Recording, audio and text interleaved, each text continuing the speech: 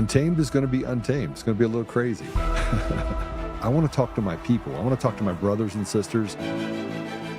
We can have grace and humility in how we interact with other people. Oh, hot dog, look at you. And nobody talked about what's really happening. And let's have conversations about what truth is.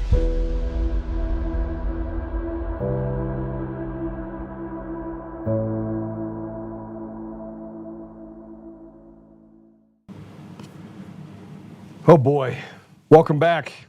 It is Thursday. We have quite a bit to talk about. We got a lot to talk about. I want to say that I got a text message from someone that asked me a question. And they said, Joe, are you okay? You know, everyone's worried about you. Because yesterday at the end of the show, I said, you get to pray. I pray at the end of every show. And no, I didn't feel like I was in a place where prayer was, I should have done it. I'm angry. I'm angry because Tina Peters in jail. I just got a thing from Matt DePerno. Same people that are going after Tina Peters are also going after Matt DePerno. It's all from the same group. They're all communicating together. And state by state, they're doing things to basically say we don't have to listen to anything the federal government says. And we haven't done anything about it. I mean, the DOJ is not doing anything about it. You have governors, you have mayors that are actively disobeying federal standards. By the way, the borders of the United States are not the states. That border is the jar that holds the jelly beans. The jelly beans are the states. It all operates as one unit. So why is it too hard for Pam Bondi to do the right thing? Why is it that people are not in shackles? Why are the people that stole our elections going back the last 20 years, why are they not in shackles? Why are the people in the FBI that are responsible for sedition and what can only be described as treason, why is there this squishiness? This morning I had a conversation about this and I said, let me explain to you what I see. We have the haves and the have-nots. It has nothing to do with how much money you make. Most billionaires in this country are made by the CIA. True story. We just found out Patrick Byrne. He was a very wealthy man. Ran one of the largest organizations, tech companies, one of the first in the tech boom. He worked for the CIA. Gave all that money back, basically. He spent almost his entire fortune chasing truth and making sure that we could undo some of the things that he knew later on that the CIA was doing to hurt our country and others. But they're the haves and the have-nots. And so you have two currents. You have an undercurrent, which can basically pull down anybody at once. And then you have the current on top that makes it look like, yeah, Department of Justice, we're going to do justice by the American people. But that doesn't do justice. It's a Department of Injustice. And the judiciary is the Department of the Injudiciary. I don't even know if that's a thing. I made that up. But the system is not designed to favor the public, the people. The people have become slaves to the entire environment. And we see it every day. The FBI doesn't feel, even under Kash Patel and Dan Bongino, they don't feel like they have to tell us the truth. They can come up with whatever story they want. And historically, if you go back, they get to pick and choose what part of anything that we hear or that we're able to have access to. Conspiracy theories get developed because people leak. Loose lips sink ships, they leak things. That's no different than what happened with Candace Owens. That's no different than what happened with Charlie Kirk. It's no different than what happened with, you just put anything in front of it. COVID, the vaccine, VAERS. Now they got people out there that are trying to say that VAERS is, anybody that has a hangnail that says, I got a hangnail because of the vaccine, it goes into VAERS. They're trying to downplay the damage that have been done to Americans that has killed off millions of Americans. The haves and the have-nots. See, the haves, those are the people that are, rub on your belly, tap on your head. They're a part of the fraternity. They're a part of the cartel. And the have-nots is most of America. The have-nots are the ones that have to pay 56 cents on every dollar because the people in Congress and the people in the DOJ and the people in the IRS, just so you know, there was a story that came out that the IRS agents themselves owed nearly $1 billion in back taxes. And they work for the IRS. They get to go take our money, and they don't pay taxes. Why would they? They don't have to. Why would they have to pay their taxes? Or you got, who's the little skinny dweeb that is on MSNBC?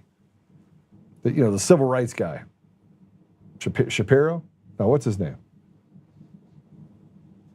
I don't know why I can't remember these people. Probably because I put them out of my mind. But he owes, I think, $20 million in back taxes. There's no rules. Average Americans get hemmed up and they say, "Oh, you evaded paying taxes. We're gonna take everything from you." The haves and the have-nots. You have Lindsey Graham and all these other people that can, and you got Eric Swalwell and Hakeem Jeffries and Adam Schiff, that they have confirmed took money during this Venezuelan, whatever you want to call it, been named in documents. You think anything will happen to them? No. And when they start talking about things in Congress related to insider trading and getting rid of it, they threaten to recess and send people home so that they can't vote on making it illegal for insider trading to happen in Congress. Haves, have-nots. We're slaves to a system. And so you want to know why I'm pissed off? I'm pissed off because I can see it. You guys can all see it.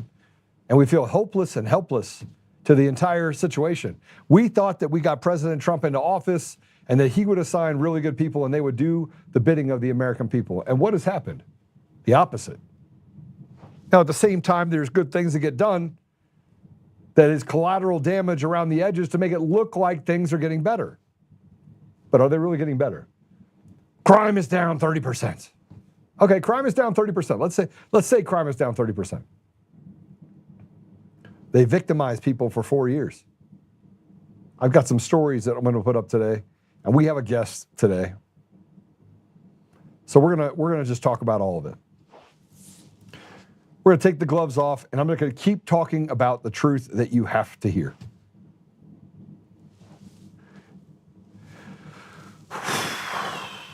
I'm going to calm down a little bit, though, because I do get really I just know too much. It's the idea that you can see the things in front of you. You can see dead people. People have said that to me before. Joe, you see dead people. I do. Close my eyes. I can kind of figure something out very quickly. But let's talk about what's happened over the next couple days. And how it affects you. It mostly doesn't. The American people are not feeling, there's no confidence that people are feeling. We put out one job application, and as of this morning, there was 3,700 applicants for one job. One job, 3,700 people. I've never even seen it like this before. It's crazy. A person that we exited out of the company who had been here for quite some time can't find a job. That was 17 months ago. And by the way, if you work for me, you're more than qualified. You're more than qualified to work for anyone. But let's talk about some of the stuff that's happened out there. U.S. forces seized a Venezuelan oil tanker.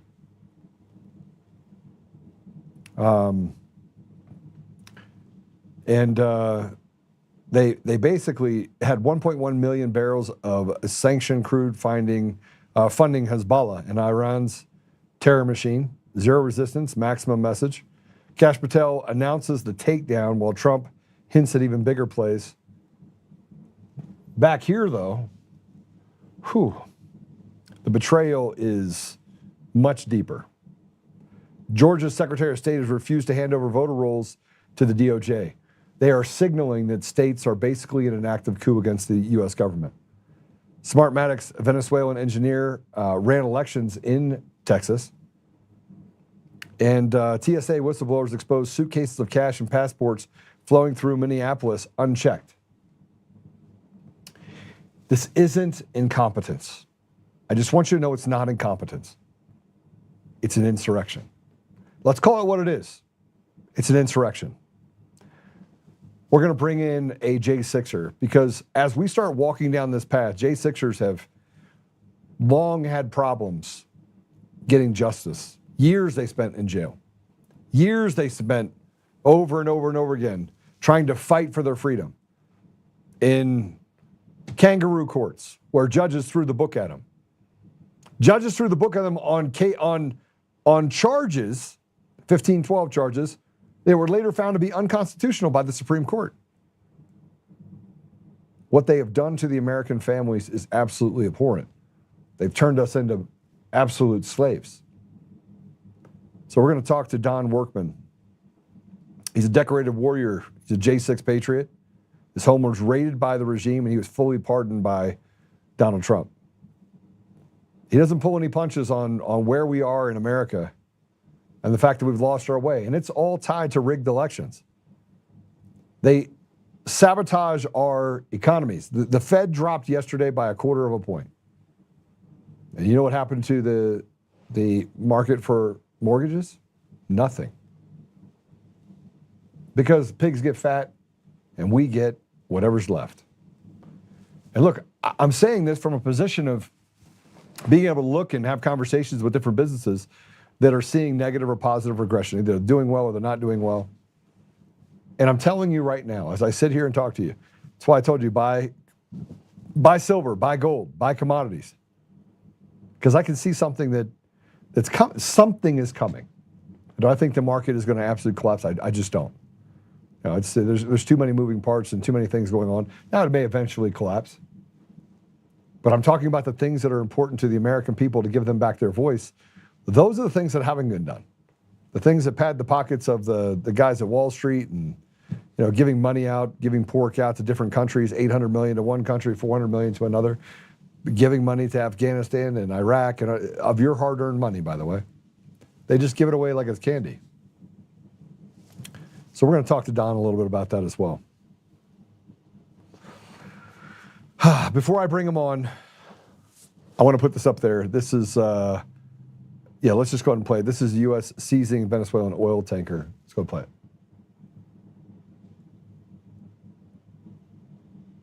I know, I see. They dropped some guys from the helicopter and they took it. They're like, yep, this will be ours. Looks like some merchant marines are on the deck. They're telling the guys, yeah, come on out here for a minute.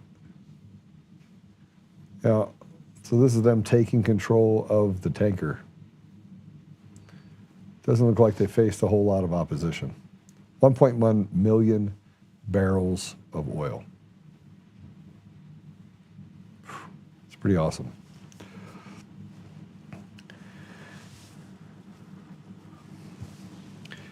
So let's talk about who talked about all this information. The FBI and the partners executed a search warrant on a crude oil tanker off the coast of Venezuela used to transport sanctioned oil from Venezuela and Iran.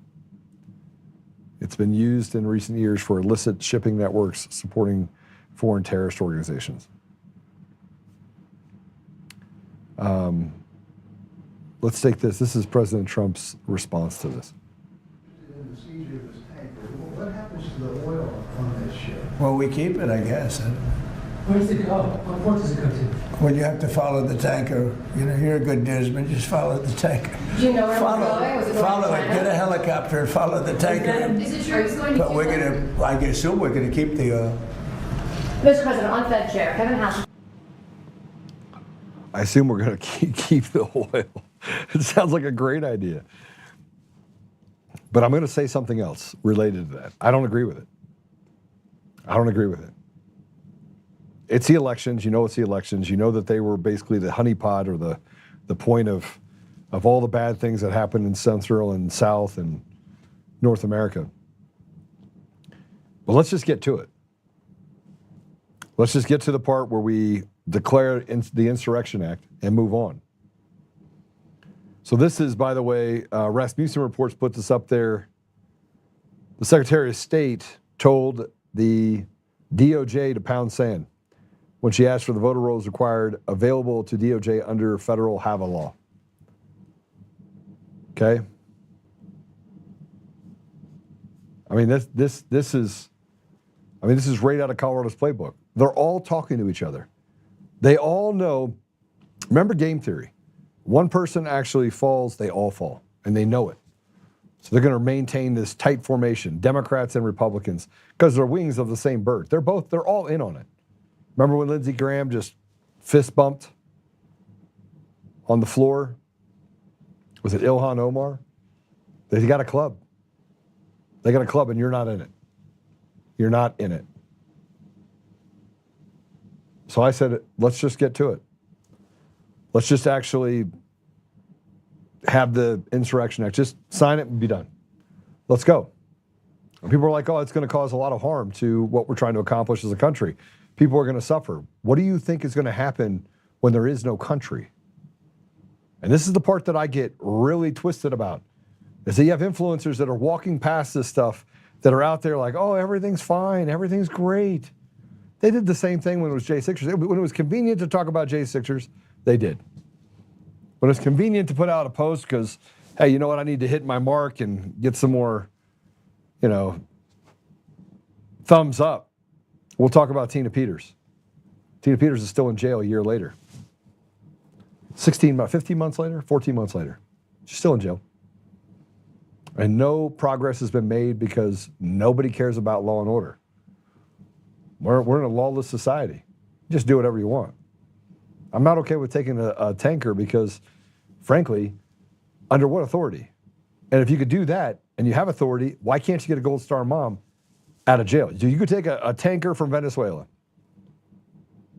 but you cannot get a 70-year-old Gold Star mom out of what can only be described as the crime of the century from 2020, the unraveling of it, that they basically have said nothing to see here, even though there's a crap load of evidence.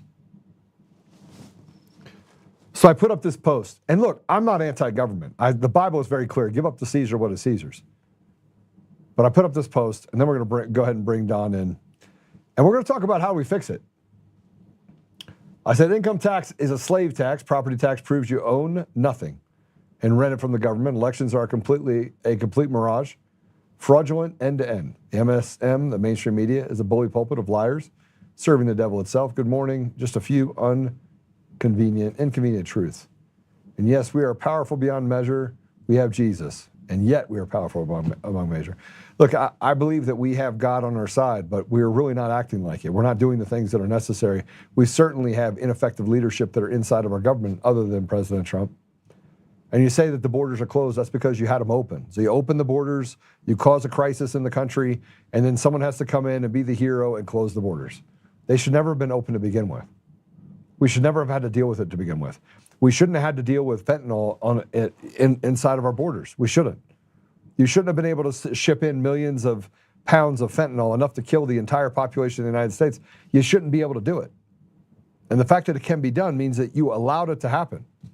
And if you want to talk about all the other things that we deal with, we create those problems just so we can solve them. How many millions of people died in Ukraine? Because we went to war and then we're like, hey, we need to get out of this war. We don't have any interest for it. You just killed 12 million people, 10 million people, whatever it is. Millions of people died.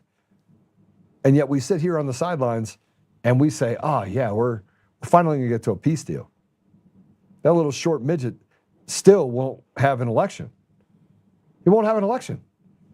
He's using the war to justify not having an election, and yet he could get to the place where it's peace, but he won't sign that either. Just more rhetoric of, oh yeah, we just got to go. And now he's almost in a fight with another country other than Russia. Because people, once they get power, don't want to let it go. Let's just get to. Do we have one more post? Okay, let's go and put it up.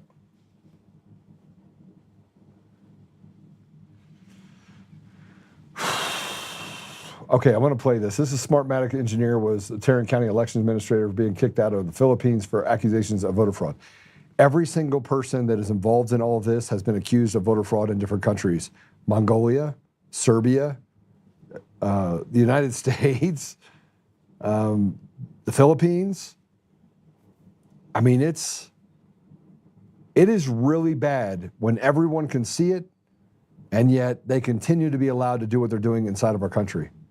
We are being held hostage by people that have zero guilt for stealing your voice and treating you like a slave. Let's go and play that video. Well, as I started working more and more on the party, I had people coming up and telling me, John, there's some real issues here you should be aware of. And so I started looking around, and sure enough, Hyder Garcia was a Venezuelan American. He had worked for Hugo Chavez for Smartmatic for 12 years as one of their lead software engineers. He then left Venezuela, took his right-hand man, a gentleman named Troy Habbard, whose wife was a Venezuelan woman who nannied for Hyder Garcia's kids, and they went to the Philippines, where he oversaw their elections.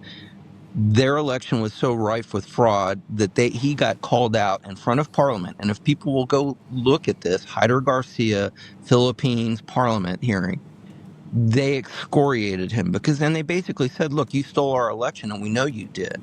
I mean, the whole reason why Smartmatic was invented was because Hugo Chavez was facing a referendum where he was going to be recalled. And we know this factually now. I mean, we know this. Right. Right. He had three gentlemen who developed a software, platform, and they used originally lottery machines that they brought over from Italy, I believe, that were touchscreen, and they developed the first electronic voting systems that their country ever used, and he survived the referendum. Well, they were so happy with that success that they decided they would start to export it around. And in fact, Smartmatic, which was started in the U.S., was started by Venezuelans. Now, they've had all kinds of crazy cases where they've tried to divest ownership or sell it to this party or whatever. But at the end of the day, it's still the original source code. It's been modified. It's in what's in Sequoia, which the state of California banned. It's what's in Dominion, which, was a company that started up in Canada. It's what now is in Hart InterCivic, which is what Tarrant County uses. So, okay. That's a little troubling that somehow a gentleman from Venezuela who worked on the original voting machines for Hugo Chavez went to the Philippines, literally got banished from the country, and somehow ends up heading up elections for Tarrant County, Texas. A little coincidental, I suppose. Yet it's not coincidental. By the way, the first time that Tarrant County went from red to blue was under the direction of Hyder Garcia. See, because of how the systems are built in the United States, you have the ability to hang and hide massive amounts of fraud. It's what they did in Oregon, Washington, California, Nevada, New Mexico. Every state is fraudulent. Every single state, not one state, not two states. We don't have free and fair elections in any state at any level. The person that you have that is in your town council, you don't know if they were fairly elected. You don't know, because they can pick and choose what they turn on and off.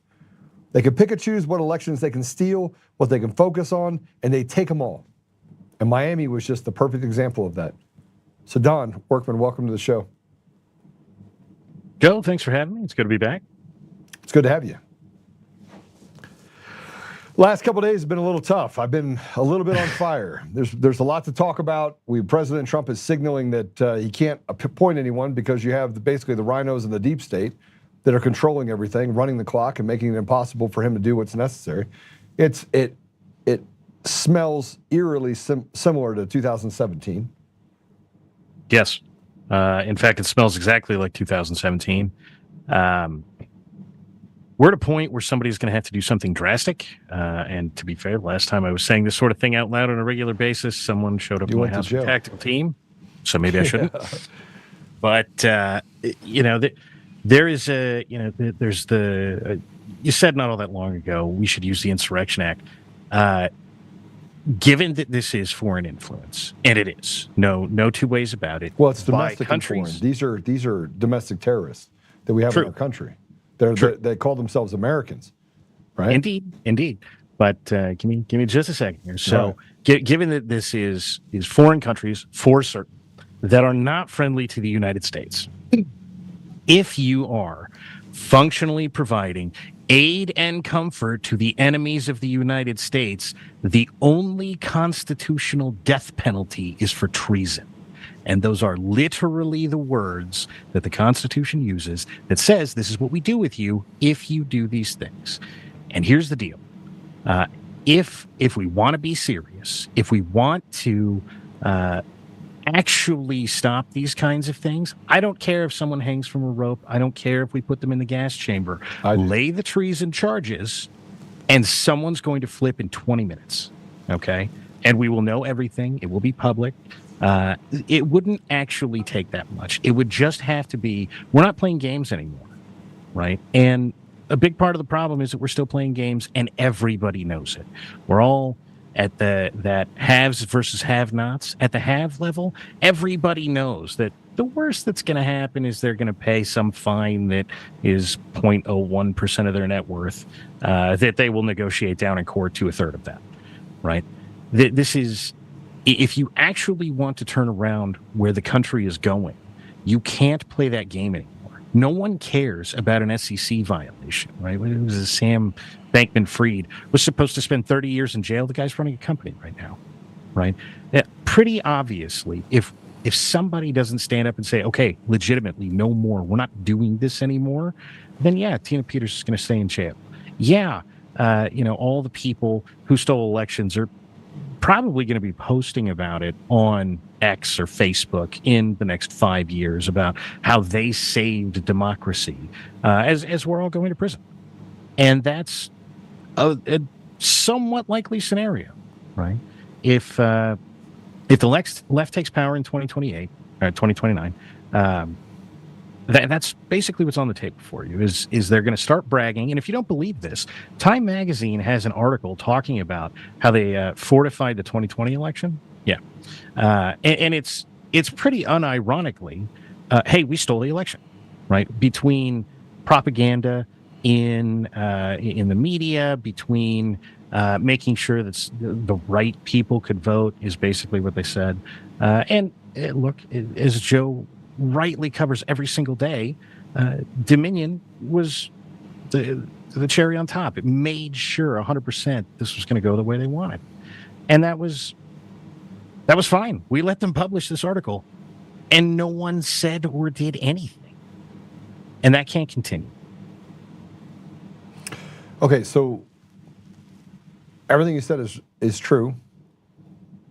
A vast majority of the people on the left and the right, doesn't matter which side you're on, are being fueled and pushed towards influencers and people that have an opinion, and that are largely supported probably by the same people that are saying, I need you to sow division, I need you to sow malcontent, create chaos, because we need opportunity in that chaos.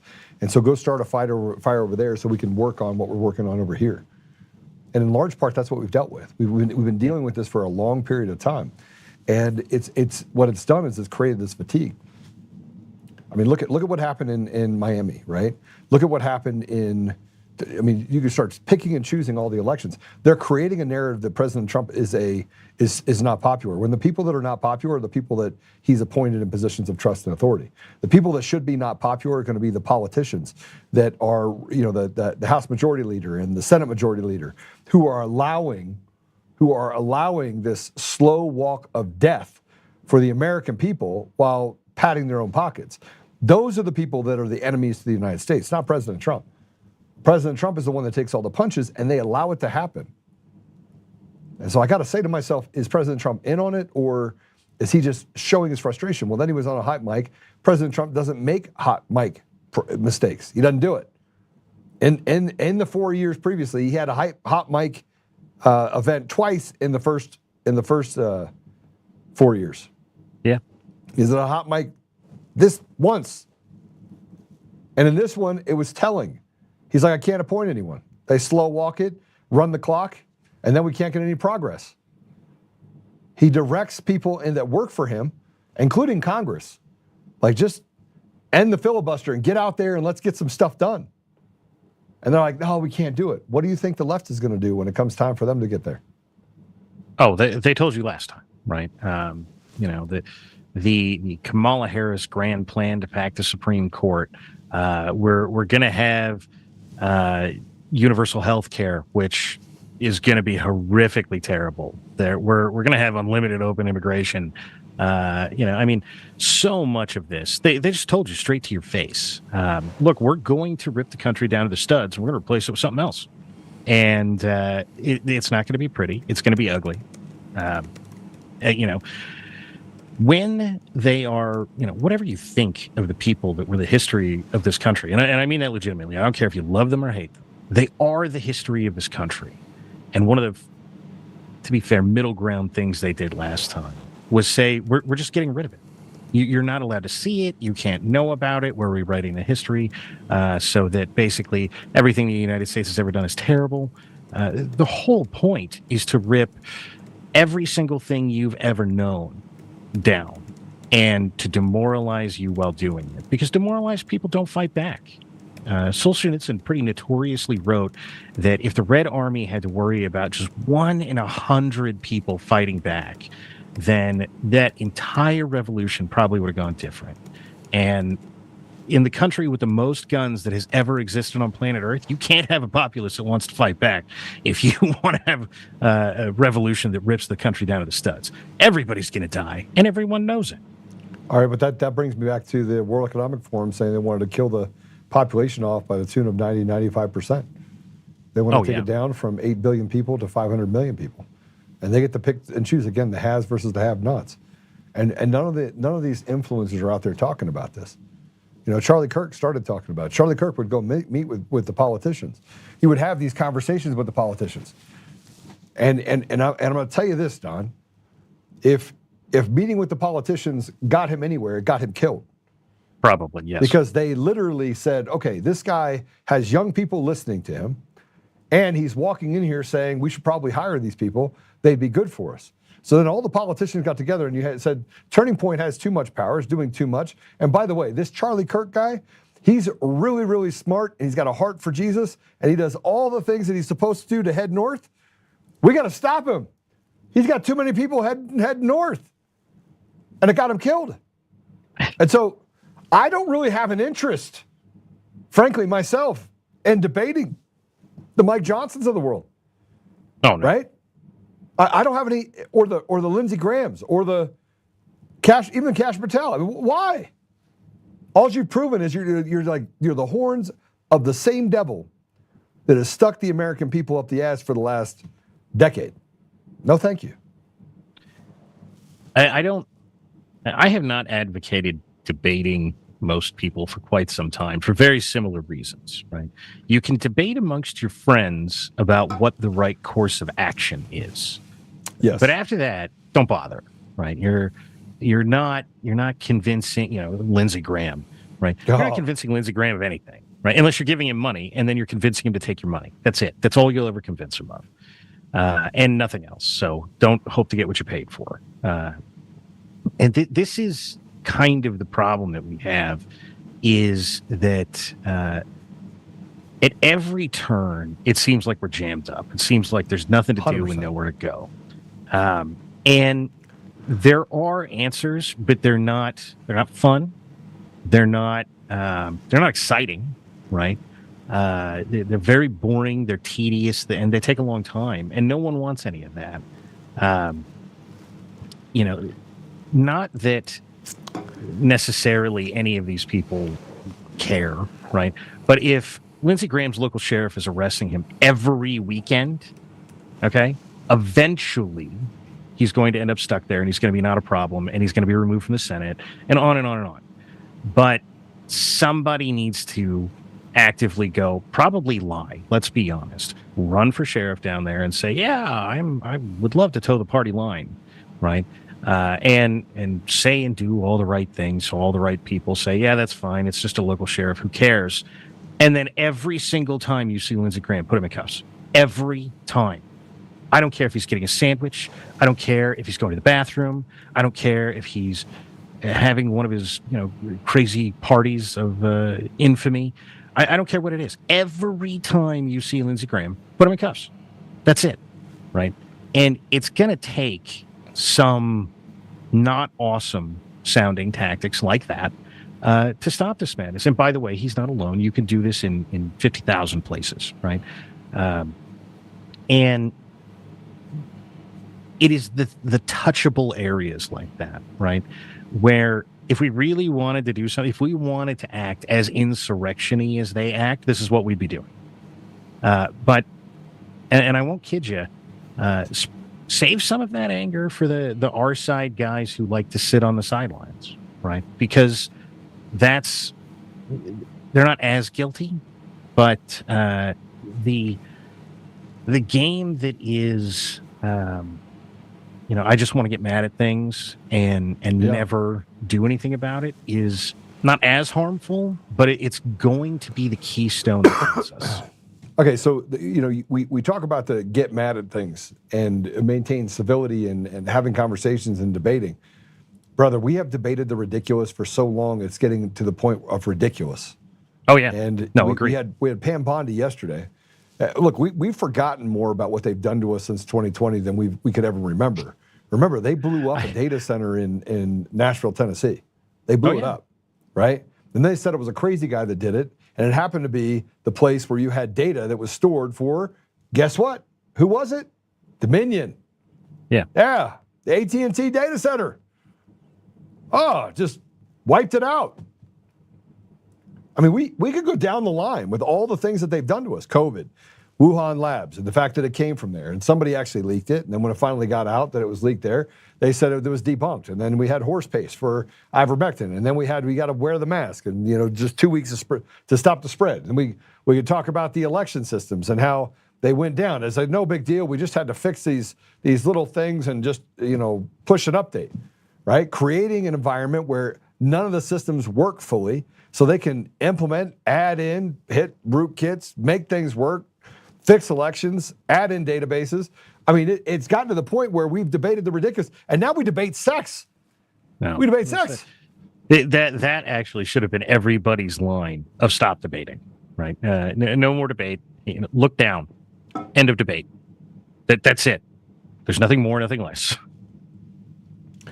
Don, you know what I care about? And this is going to be antithetical to even having this conversation with you. Uh-oh. You know who I care about? No, I mean, this is a serious thing. Like, this will be really revealing for all of you, and it should bear fruit in what I've talked to you about previously, not just you, but everyone else. I don't give a shit about the suburbs, right? I don't. I give a shit about the poorest 40% among us. And then prior to 2020, that's where I concentrated 100% of my efforts. I was giving away scholarships to kids that were the poorest in the poorest communities for private school because the public schools were shit. I was helping even people that were here illegally get food, working in food banks and making sure we could help them get access to certain facilities. And you say, Joe, why would you do that? A simple reason. What they tried on them, they're bringing to the suburbs. Yeah. Right? They're bringing it there. They did it to them first. They eroded their education system where the average education level or proficiency level of reading is on an 8th grade level, where less than 30% of the entire population graduates from high school. This is true, right? Substandard food. No, you're not wrong at all. Opportunity. They're not going to work at United Airlines. They're not lawyers. They're not judges. They're taking stupid asses from the suburbs that they can groom through a school, giving them opportunities so they can control them because they're used to the good old life. And then the people that do get out of the inner city that are given opportunities, they grab a hold of those guys as well, the ones that won the lottery, and they indoctrinate them into, it's the people in the suburbs that kept you down, right? These are all racist people. I care about the 40% that's poorest among us. Those are the ones that are most deceived. Those are the ones that are most at risk. And our entire system is now bent on pushing more people to that 40%. Yeah. No, that's a decent summary. And you're not wrong. And forgive me, because my observation over many years is that we seem to be running into a point with a lot of that, not all, for sure, but a lot of that 40%, where it's no longer, I am in this circumstance, how do I get out of it? It's, I'm in this circumstance and I want to stay. And I think not only are we trying to push more people into that bottom 40%, so it becomes 50, 60, 80, but we are trying to move them in there with the mentality that I am here and I want to stay here, right? The government shutdown and the discussions of EBT should be a super example of this. One, I think America found a lot out about EBT that it didn't know. Oh, a ton. But two, the number of people who brazenly took to social media and were like, of course I'm spending my EBT. Of course I'm just, I make this much money and I deserve it and this, that, and the other. Okay, I guess, technically speaking, they're not the worst off people in the country. I know people who work who don't make as much money as some of those people, but they're not ever getting out of there. They're not ever walking away. That dependency, if we have 80% of the country that dependent, nothing ever changes for any reason ever, no matter what. Man, I tell you what, I agree with you fully. But you can't capture people who aren't captured, and how we know that we're a captured people, captured society, is because the scraps that they give to the inner city are now not enough for them to live on, and so when they go and institutionally start stealing and acting like savages, the judge is just like, okay, let's put them back on the street. They'll excuse their behavior as systemic. But they created the system. You could solve this problem very easily. You could change the education system in this country overnight. You could eliminate food deserts and you could create an opportunity district that isn't padding the pockets of politicians. That's actually pushing money into the community so you can innovate at every level. But they won't do it.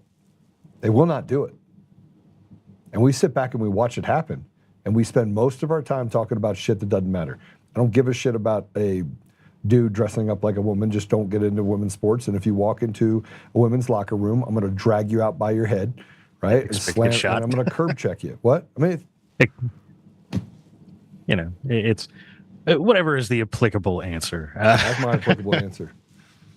And this is the bread and circus problem is real. And this was a hard-earned lesson on my behalf because I foolishly spent a lot of years thinking that a lot of people really just didn't know what to do. And if they knew what to do, then they would go do it. And I'm not calling out anyone personally. If you, dear audience member, feel convicted about this, then that's on you. But feel free to change your behavior accordingly. The simple reality is that a huge portion of the people who pay any attention to politics want the bread and circus as opposed to anything beneficial. Right. This entire lesson for me culminated in a friend of mine shortly after I got raided by the feds, saying to me one day, yeah, Don, I used to pay a lot of attention to politics, but how does this affect you personally? And that was just, as soon as I thought of that, like, I stopped paying any attention. I went, well, if you don't know how this has affected you personally, what were you even watching? And then I went back and I looked through everybody else, who was talking about whether or not there was a transgender who filmed themselves in front of a mirror and said that I can go anywhere I want. And they're dunking on that for algorithmic preference for 2 months. Or, the people who have got the single slide of something terrible happening and they're crying about that for algorithmic preference. No one wants anything done. No one wants, no one is discussing actual how do we stop this kind of topics. It's just, look at this thing. I have posted this thing. Now give me views so I can get money. And if that's what you're paying attention to, yeah, how does this affect you personally? It's a very reasonable question. But the thing is, the only thing that it is doing at that point is pissing you off. Right, back to the just get angry about things for no reason. And stay that way.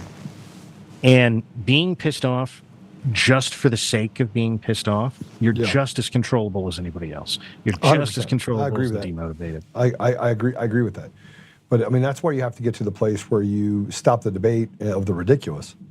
Yeah. Right? Let's stop debating the ridiculous and let's continue to push and talk about truth, right? And the truth is that we have a vacuum that's been created, and you have the suicide kings on one side, the people that really just want to stop progress at every level, at every way they can, while at the same time expecting us to operate with decorum and sit down and shut up and, oh, let's smile and nod and look at what we're doing. We dropped that, we dropped, what's it called, crime by 30%. I mean, Don, these aren't real statistics. They're not real. They do not affect the pocketbooks of the American people. They do not put more opportunities on the plate of the American people. And until we start actually servicing the problems and not the symptoms of the problems, we are going to be right back into another J6. Count on it. Coming elections in 2028. We seem perpetually required to learn some of the lessons of the 90s. It's interesting to watch people talk about the 90s if you lived it and you know they didn't. And you know they didn't because people will tell you, oh, but everything was all perfect all the time back in the 90s. The LA riots were 1992, okay? The country was not perfect. The reason Rudy Giuliani got a career as mayor with broken windows policing is because New York was a disaster 100%. and not a little bit of a disaster. We know at this point for certain. Look, yeah, you do have to come down hard on people to get them to stop just being criminals. Now, does this mean that you need to, arrest every single person who's ever littered? No, that's not what it means. But if you punch an old lady in the face for no reason, you're going to prison. Okay? And this simple mentality, if we wanted to get crime down, that's what we'd be doing. As to what services Americans' pocketbooks, and I got sad news. Things are going to be hard for a little while, whether anybody likes it or not. And I know, Trump likes to get out there and say the affordability crisis is fake, but the M2 stat, and for anybody who doesn't know what that is, that's all the U.S. dollars in existence, right? The M2 stat for the past 5 years is basically a vertical line. Now, for anybody who doesn't know what that means inflation is still coming, and there's no way to stop it. There's nothing you can do. The money has already been printed. It's already in the supply, and it's going to keep going for a while. And the honest reality of this is it doesn't matter how much Trump is fighting it today. Some of this damage has already been done, and there is nothing you can do to stop it. It's a freight train 6 feet from you. It's going to happen. And so unless we pretty literally start effectively burning pallets of cash in the digital world, it's going to keep going like this for a while.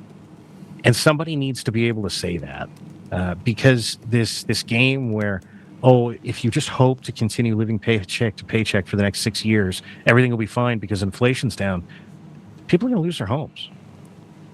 People are going to lose everything they have if you're not planning for this coming. So plan for it and hope that he is serious, that he is fighting, and that this is on its way out. Because the worst case scenario is you plan for it some, and then you end up with some spare money to do whatever you want with. But if you don't plan for it, it's going to be a hard time. All right, so let's say we plan for it. Let's say that we go, okay, we're planning for it. We're going. What does that look like? I mean, Don, So you got to. I mean, you're a J6er that went through getting your house raided, that was charged with crimes against America, basically. Yeah. So tell me, what does it look like? Like you've had a lot of time to think about this. What are we? Sure. What are we doing? Right. So for the financial things, right? This is going to be tailored to each of you individually some. But in all honesty, get any asset that is not U.S. dollar and hold it. I would not buy euros because they're going through the same problem. But any asset that is not U.S. dollar and hang on to it. And I don't care if you're buying $10 at a time, right? I got a friend that's been buying $50 a month of silver for like 5 years. And he's not buying anywhere near as much silver as he was 5 years ago. That's for sure. No, he still is. I think silver goes to $200. Oh no, I mean in raw weight, it's not as much as it used to be. Yeah, it's not. No, it's actually double. It's half. And so, pretty much anything will do. To the point where, in the not too distant future, it might not be a bad idea to go down to Home Depot and buy, a foot of pure copper wire at a time. Okay, because that copper wire is still just going to be copper wire. It's going to hold value. Don't actually do that. That's probably the worst thing you could do. Do you know how much copper probably I a ton. Yeah, I buy copper. You know why I buy it? This retains value. Because there's a reason why they made pennies copper at one point. Yeah. You're right. Well, and nickel's out of nickel. Yeah, nickel. I mean, is out of silver. Everybody goes, Joe, it's not the same. Yes, it is. It absolutely is. Yeah. No, that's exactly why. I mean, that's why there were gold coins, silver coins. There has at various times in history been tin coins when tin was incredibly rare. Despite that, you probably have 8,000 pounds of aluminum in your house right now. There was a time where aluminum jewelry was the most expensive thing on earth, and so people were buying that for the exact same reasons. But in the world of how do you prepare for things? Everybody really likes to ask in specific. How do you prepare for the feds coming to get you? And there are two options effectively. You accept what's going to happen, or Waco. And that's basically it, because they're going to keep coming. If you want to know how to fight off the federal government, it's move to another country and join their military. And good luck to you. The federal government's very good at killing enemy militaries. So, they understand that there are, the serenity prayer will serve you well here. There are some things you can take care of. There are some things you can't take care of. And the ability to know the difference is what's going to cut stress in your life every day for the rest of it. There's a simple reality that if they sent Delta to my house to come and get me, I'm going to die. And there's nothing I can do about that. Yeah. Right? But I'm okay with Jesus. I'm okay with it. Yeah. I'll see him soon. That's hopefully I have some an extra 30 seconds on my way out the door to grab some time on my knees and say, hey, I'll see you soon. Forgive these people, for they know not what they do. And that'll be what it is. I won't do that. I'll pray to God. I'll say, God, use me as a warrior. I'll put on the full armor of God. I mean, look, at the end of the day, people have to grow a conscience in this country that is not tied to the dollar. It's not tied to saying I'm just doing my job, right? That the idea of that is what has destroyed the fiber of everything that this country stands for. That's absolutely true. So understand there's very specific circumstances for this, right? Which is to say that there are times where there's nothing you can do. And if there's literally anything you can do the anything. There is, there's a speech I used to give that if you want to come kill me, right, and you don't wake me up at 2 a.m. with a gun already pointed at my forehead, right, then by all means, come to kill me. You'll get me. I'm not Rambo. There's no plot armor for me. But I will die in a mountain of brass. And the simple reason for that is that, no, I'm not interested in surrendering if there's anything I can do. And if there's nothing I can do, there's nothing I can do, right? But, and some people will happily tell me that, well, Don, but you just said you take a knee, forgive them for they don't know what they do. And that's true, right? If there's literally nothing I can do, then that's the answer.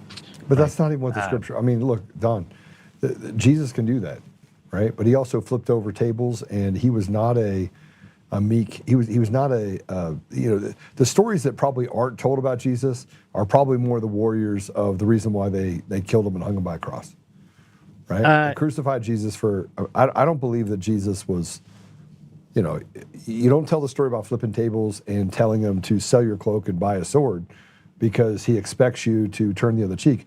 And I've studied it biblically going all the way back to when it was Aramaic to Hebrew to Greek. And, we've misinterpreted a lot of the Bible because we take it in small sections. We don't look at it holistically and say, look, when the apostles went and told the stories of Jesus, they too were crucified, right? Yeah. These people were warriors. Again, I understand that if you are tied to the headsman's block, right, and he's holding the axe, that's your time to say, well, I'm going to pray for my enemies because you told me to, right? If you are not tied to the headsman's block and he's not holding the axe, then yeah, fight to the death, right? And this is because, by the way, no one will have any mercy for you, right? There is not going to be a time where the guys with the guns are at your door, and what they think is let's hesitate, right? They're going to kill you. But by all means, you fight, and this is the thing. I can't individually give you some broad stroke rule that is going to tell you which time is which. I can tell you that the more prepared you are for every single thing in your life, the more options you will have in the worst situations that you could possibly be in. And that is just simply true, right? There's the feeling of having no options is what creates the hopelessness that makes every situation seem like you're tied to the headsman's block. And if you feel like that, what you need to do is go learn any single thing that makes you more capable. Do any single thing that makes you more capable, because you will feel like that less and less every day that goes by. As to Jesus and being a substantially more active person than this passive thing that we have painted him out to be.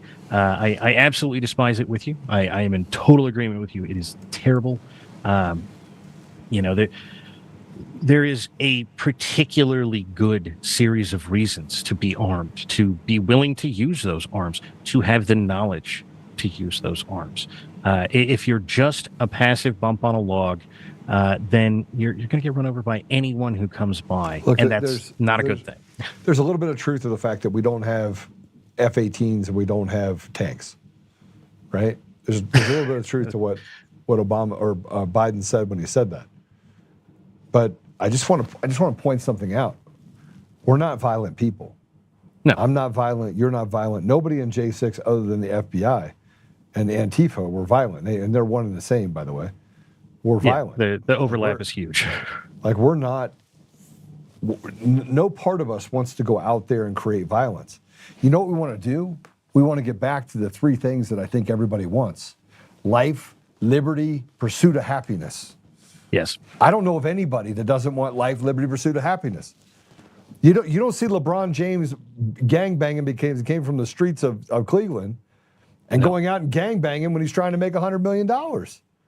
Something happens to you fundamentally when you turn, and all of a sudden, now you're successful. Now you've been given access to opportunity, right? It changes you. This is going to be our problem. And I don't have a solution to this, which usually makes me not want to talk about it much. A huge portion of the people who love this country, who want to save this country from falling into a pit, are in fact out searching for life, liberty, and the pursuit of happiness. Hopefully they've still got life. Hopefully they're good there. But, it is liberty and the pursuit of happiness. And one of the things that you need to know, and what I've come to the conclusion is just the oldest battle on earth, it is good versus evil down to the bone. Oh, we know it. Is while you are out searching for life, liberty, and the pursuit of happiness, the snake is over there convincing your wife to eat the apple. The snake is over there convincing your neighbor to eat the apple. That is what is happening. And so, as much as, as the memes go, I wish I could just grill. I can't. And if you have any actual love of this country, and what you find yourself doing is saying, yeah, well, somebody else will take care of it. I understand that's probably one of the most un-American sayings that can exist, is somebody else will take care of it, right? Is this country was founded on you will take care of it. That's the whole point. And that you should feel some responsibility to take care of it. Now, I'm not saying you have to go out and cure cancer tomorrow or anything else ridiculous, but whatever you can do, you should do. All right, so I agree with you. I agree with what you're saying. But Don, let's be honest, okay? Life, liberty, pursuit of happiness, you have people that are asleep and you have people that are awake. And people that are awake are still trying to do what they can to get life, liberty, pursuit of happiness, but it's just a little duller because you can see dead people. Yeah. You see society the way it truly is. And so that makes it a little bit more difficult. And then most people, by the way, they can see life for what it is and see what's happening, also have a great love or affection for other people. In other words, they see the suffering of other people and they don't want to see that anymore.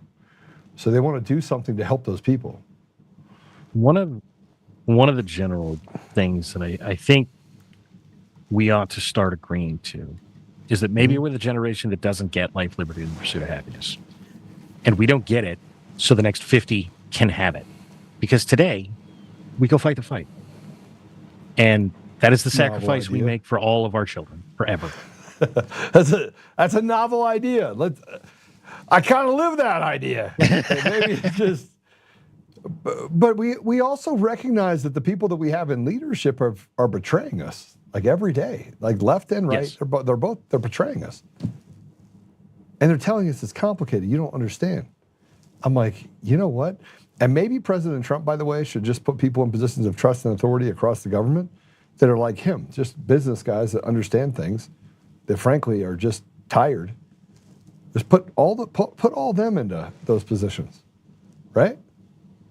Anything that is not a DC creature would probably serve him well. You could go pick up a random guy off the street in Alabama and probably get better results than people who've been in DC for 30 years. Yeah. I agree with you fully. All right, so we look at the social decay, we look at the moral. Yesterday I had on Dr. Federer, and we've gone through and we've kind of talked about, he's got a book he writes about socialism.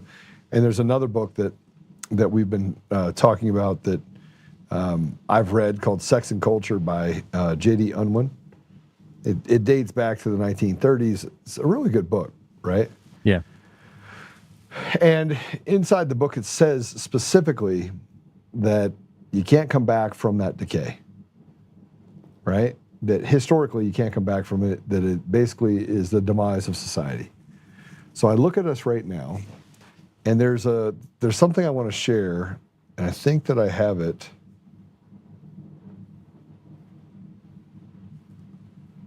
Let's see if I found it real quick. No, I don't have it. Sorry. I don't know why I get a cough every time I come on the show. Let me find it. Because I think that I want to bring this up, and maybe okay guys, I put it in the comments. All right. Is that, let's say we don't have life, liberty, pursuit of happiness. Let's take it down the path of what you're saying. No life, liberty, pursuit of happiness. We get to the fight. We grab our muskets, which I hope we won't have to get to. We know that our... I hope not. Yeah, I mean, what I'm saying is that there's a little bit of misery in the fight against evil, right? It's inherent that you're going to have to put in the hard work. It's like buying a piece of land that's just all forest, and you're trying to actually, plant beans. You're not going to be able to do it until you cut down all the trees and get rid of all the roots, right? You're just not going to fundamentally be able to do it. But let's hypothetically say, I said muskets because that's the lowest lethal force that you could use that is not systematic, right? Sure. I mean, semi-automatic weapons is a little bit systematic. You get from there, you go up to cannons. I mean, we can escalate it as much as you want. F-18 drones that, carry around machine guns. Let's say that we decide to get out there. There is a problem that we face, and I think this is why it's so difficult to overcome this, is that we know that the leadership is chosen based on their courage, based on their constitution, what they're made of, because all the politicians collectively look the same. Yes. Right? I mean, am I wrong? No, it's the through lines are incredible. You're looking at 60 of the same guy anytime. And you have some outliers that I think have courage, that have done the right thing, that have stayed outside the lines. You had Matt, what's the guy's name? Down in Florida, Matt Gaetz. Gaetz, yeah. You had Matt Gaetz. You had MTG, Marjorie Taylor Greene. You had Massey. I mean, you've got people I won't even put Jim Jordan in the same room with him because I remember having a conversation with his staff, and they're just a bunch of monkeys, terrible people. Well, that's another thing that at some point we have to address as a country, but I won't kid you, it's sort of a back burner issue, which is the rollover staff for all of these people. You know, there are some staffers who've been working in D.C. since I was 5 years old, right? Now, they've been through 20 politicians, but they're the guys that are telling politicians what the politicians know, right? And so, in effect, yeah, they're telling them what to do. And these things, it's going to take a lot of time to get down to that granularity. But carry on. Sorry to interrupt. So then I want to point something out that I think is really important. And that is, you have the haves and the have-nots. Okay, we've established that. So I'm trying to paint a picture for you. We got the haves, the have-nots. The have-nots, it doesn't matter if you're Democrat or Republican. It doesn't even matter if you're wealthy or not wealthy. That does not delineate whether or not you are a have or a have-not. Haves are the people that are untouchable. They work for the government. They're the Comeys and the Brennans and the Letitia James. These are the people that have recognized that loose lips sink ships. They are a part of the evil regime, and they at all costs will protect each other and stop. Right? Yes. That's the haves. The have-nots are the people that actually act with virtue, because the system, the machine, wants to churn them up. It wants to catch them slipping. They get in a car accident, they want to throw the book at them, make them go to jail for 30 years. Where over here, the haves get in a car accident, say kill an entire family. This guy didn't do anything wrong, just got in an accident and almost killed himself, 30 years, right? This one over here kills an entire family, gets 6 months. Do you believe that what I'm saying is true? Oh, no, that's true. Okay. That's verifiably true. So I'm going to show you an example of that right now. Okay? I'm going to actually show you an example of this. I'm going to read something to you. Now, I'm going to take out the white, black, green, yellow. I don't care about any of that. Have-nots, right? Just have-nots. Put the picture up. Just the picture. Just the picture, please. All right. This is a guy that killed this little boy. Are you familiar with the story? Yeah. This is Exantus went to go visit a family in Kentucky.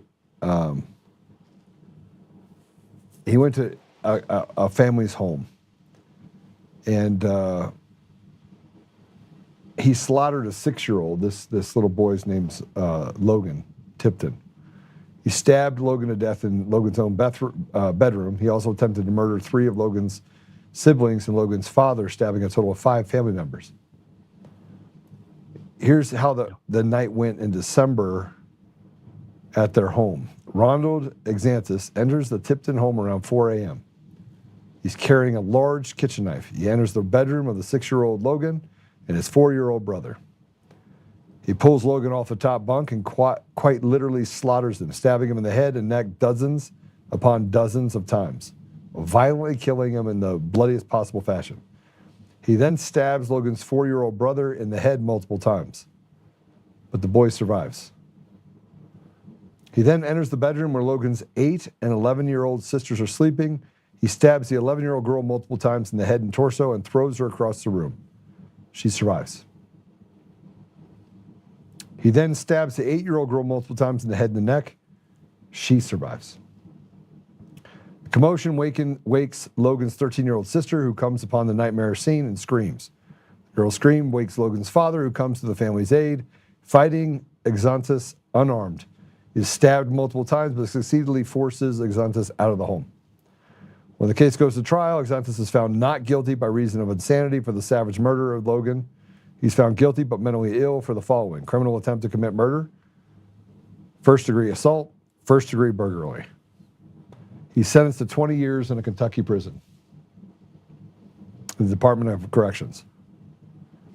He did not serve one day, nor was it on his record, for the murder of Logan. How do you feel about this so far? We need to stop agreeing to insanity being a defense. It's not. Is the short answer. The lack of accountability for it right? Because in there was not guilty by reason of insanity. Look, Hold on. there I'm not are done yet. no people.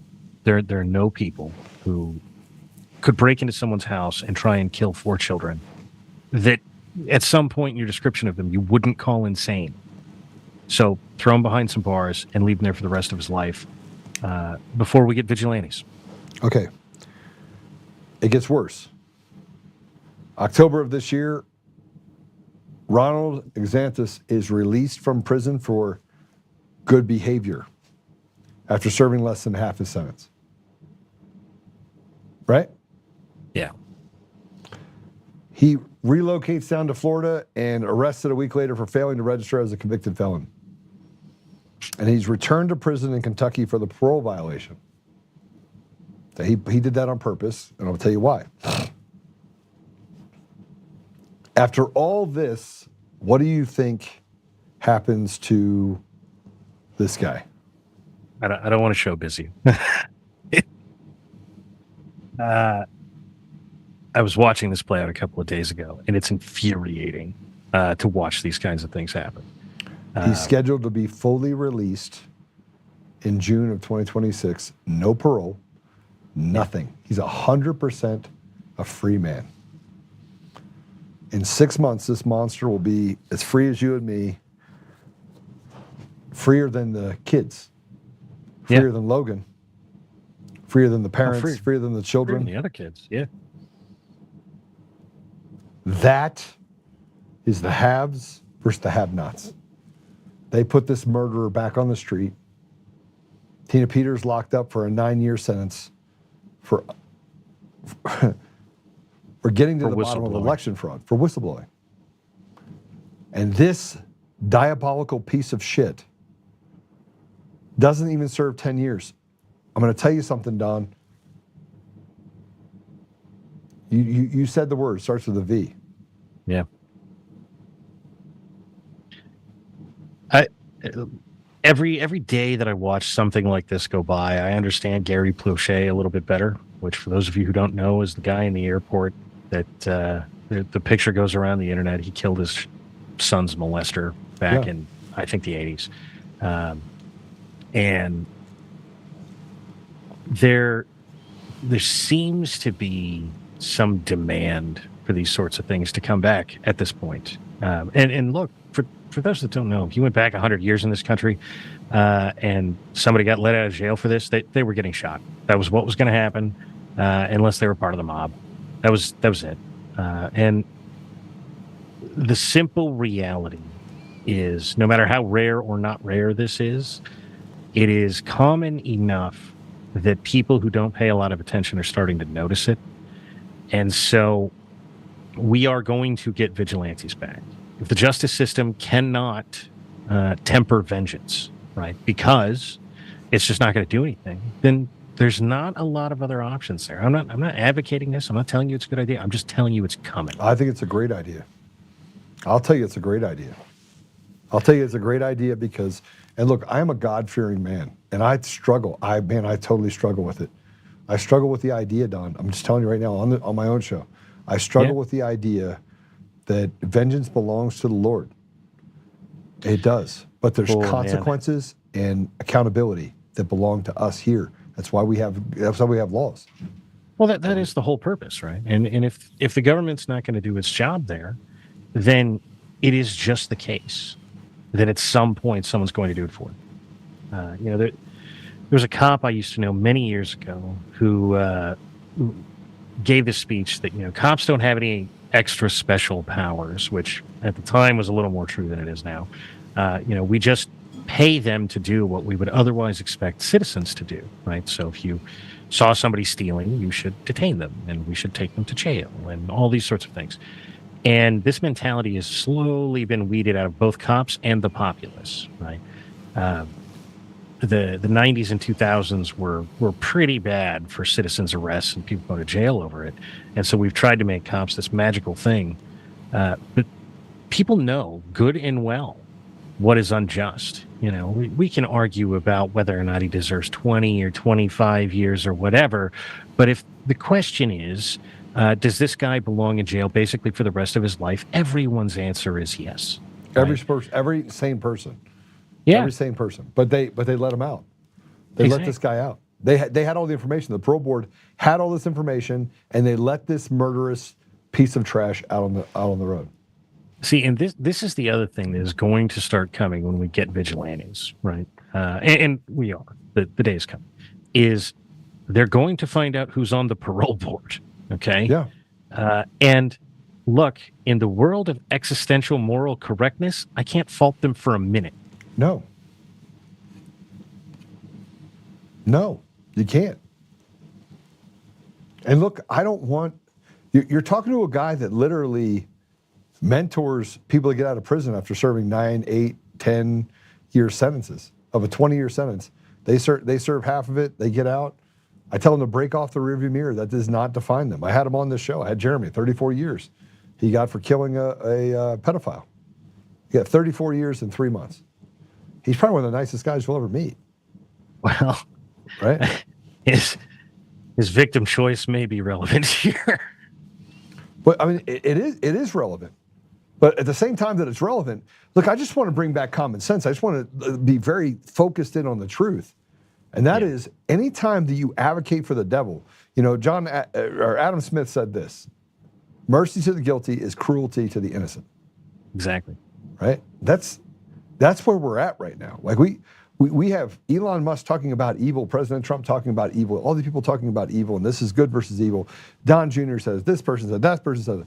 And then I get lambasted when I say, hey, listen, I think we need to have a hanging party. I think we need to try these people for treason and hang them. Yeah. Right? I've been saying it for 5 years. It's we have become incredibly soft on this front. The premise that you can do a thing other than kill a person and deserve death is something we're very societally uncomfortable with right now. Yeah. And well, it's because the judiciary is rotted too, and they lie and cheat. So you have a judiciary that is letting cold-blooded killers back on the street, but at the same time is persecuting people like Tina Peters. So it is a backward system that persecutes the good inside of it. So people are uncomfortable with it because they've seen innocent loved ones that they have that get railroaded by the system. And then it railroads the good, and then it lets out the bad so that they can re-victimize the good. Yeah. This is, again, continuing that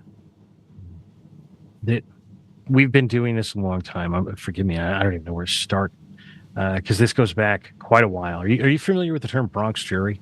Yeah.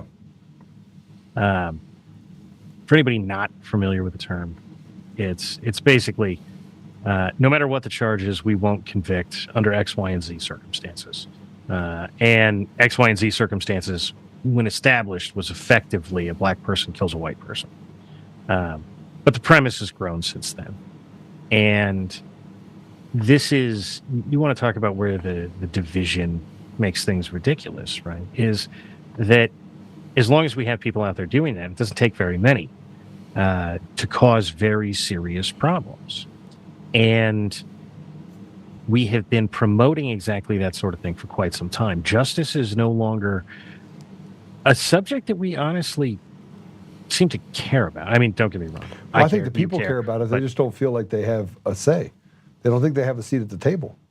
And this is part of the problem, is that, you know, everybody feels like there's nothing they can do about it. There are less things you can do about judges, don't get me wrong. Though, again, low-hanging fruit seats of power have a lot of things they can do to ruin your life, right? Which, by the way, I'm not some magical genius. I just observed what they were doing to us, right? You know, if you live in Northern Virginia, right next to D.C., and you cause political problems, your local sheriff is going to be at your house once a week, right? Or a deputy or somebody, right? Code enforcement will come bother you every other day, right? The system is perfectly happy to go harass people. And so, is this the satisfying justice? No, it's not. But it is a thing you can do, right? And in the world of judges, I ran into a judge at one point in my life who had killed a guy because he drove through a crosswalk without looking against the light. And he was a sitting judge, right? So I understand the feeling that you can't do anything about it. And this particular judge had some sway over my life, and I didn't like it. And that happened to me relatively early on in life, which is probably how I ended up here, is that, look, something needs to be able to be done to these people. And some of it is not very satisfying. Some of it doesn't feel good, but it can still be done. And any quantity of power you can use is better than none. Yeah, I would agree with that fully.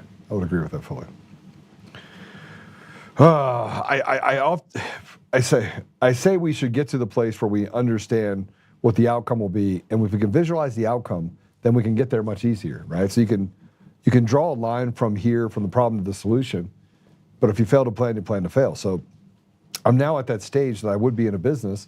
If I'm looking at a business and I'm like, all right, I got to fix this, right?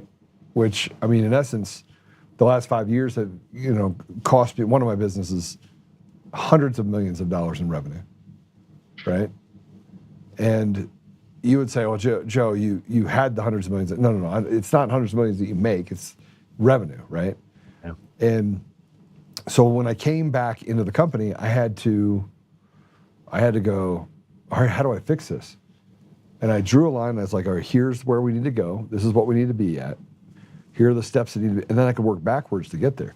The same thing could be said for the government. Well, if you want to fix things, like if you want to fix the SNAP program because you got people that are stealing from it, you cut it off and you make people reapply for it. Right? Yeah. Then you audit back all the people that are in it. So I could tell you exactly how to fix certain things because I've had to do it. When you're in the gun business, you have to do ATF audits. You have to do pre-audits to make sure you can pass the ATF audits. Yeah. Right? It's the way the business works. So the same thing could be said for some of the government agencies that have said, well, it's impossible to go through this. Excel has gotten really good. The program Excel. Mm-hmm. So if you give me an Excel document, I can make it do magical things because it's got all sorts of different ways that you can manipulate that information, right? To get to a place where you can identify or self-identify areas of risk and or problems, right? So the reason why I bring this up is because we have all of these different problems in our government, and the biggest problem I see is, and I talk about it all the time, Don, elections. Don, elections are a problem. Don, we do not have elections. Don, all the elections are fraudulent. Don, every election at every level is fraudulent. The systems are fraudulent. Mail-in ballots are absolutely not transparent. The U.S. Postal Service is involved in it. It's all bunk. And by the way, we have all the proof we need, okay? If the situation is such that even if you're not 100% correct, it's one of those you're technically not correct but correct. I'm sure for there's one county in Wyoming that nobody cares about, but like every other election that you've ever had. And when I say you've ever had, I mean so much of this. Well, okay, that probably depends on where you live and how old you are. But I grew up in California, and let me tell you right now, there has not been a straight election in California in my lifetime.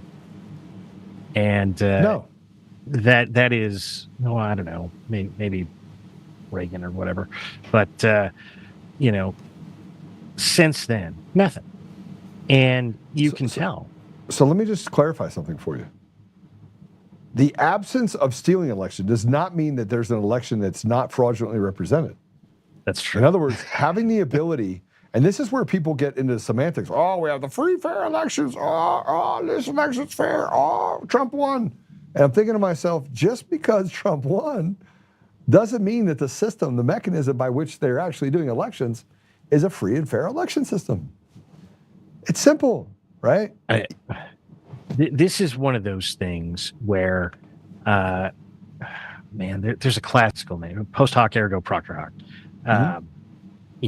Well, Trump won, therefore, right? Well, there's only about 400 assumptions that you're making. And by the way, when I say California hasn't had a legitimate election in my lifetime, that specifically includes presidential elections, which means there are no non-fraudulent elections, at least at a presidential level, because the states that are swamped with this stuff, right? The New Yorks, the Californias, the Massachusetts is pretty notorious for this. So is Illinois. There are a ton of them. They don't only cheat for their mayoral and governor elections. They cheat for everything, right? And they have, for most of them, for at least 20 years, right? And California in particular, I know, hasn't since, I don't know, probably Reagan. That's probably the last gubernatorial election that was even vaguely legitimate in the state of California. And so much of this goes back, you can go find stories of the 20s of stolen elections in Illinois and all over the place.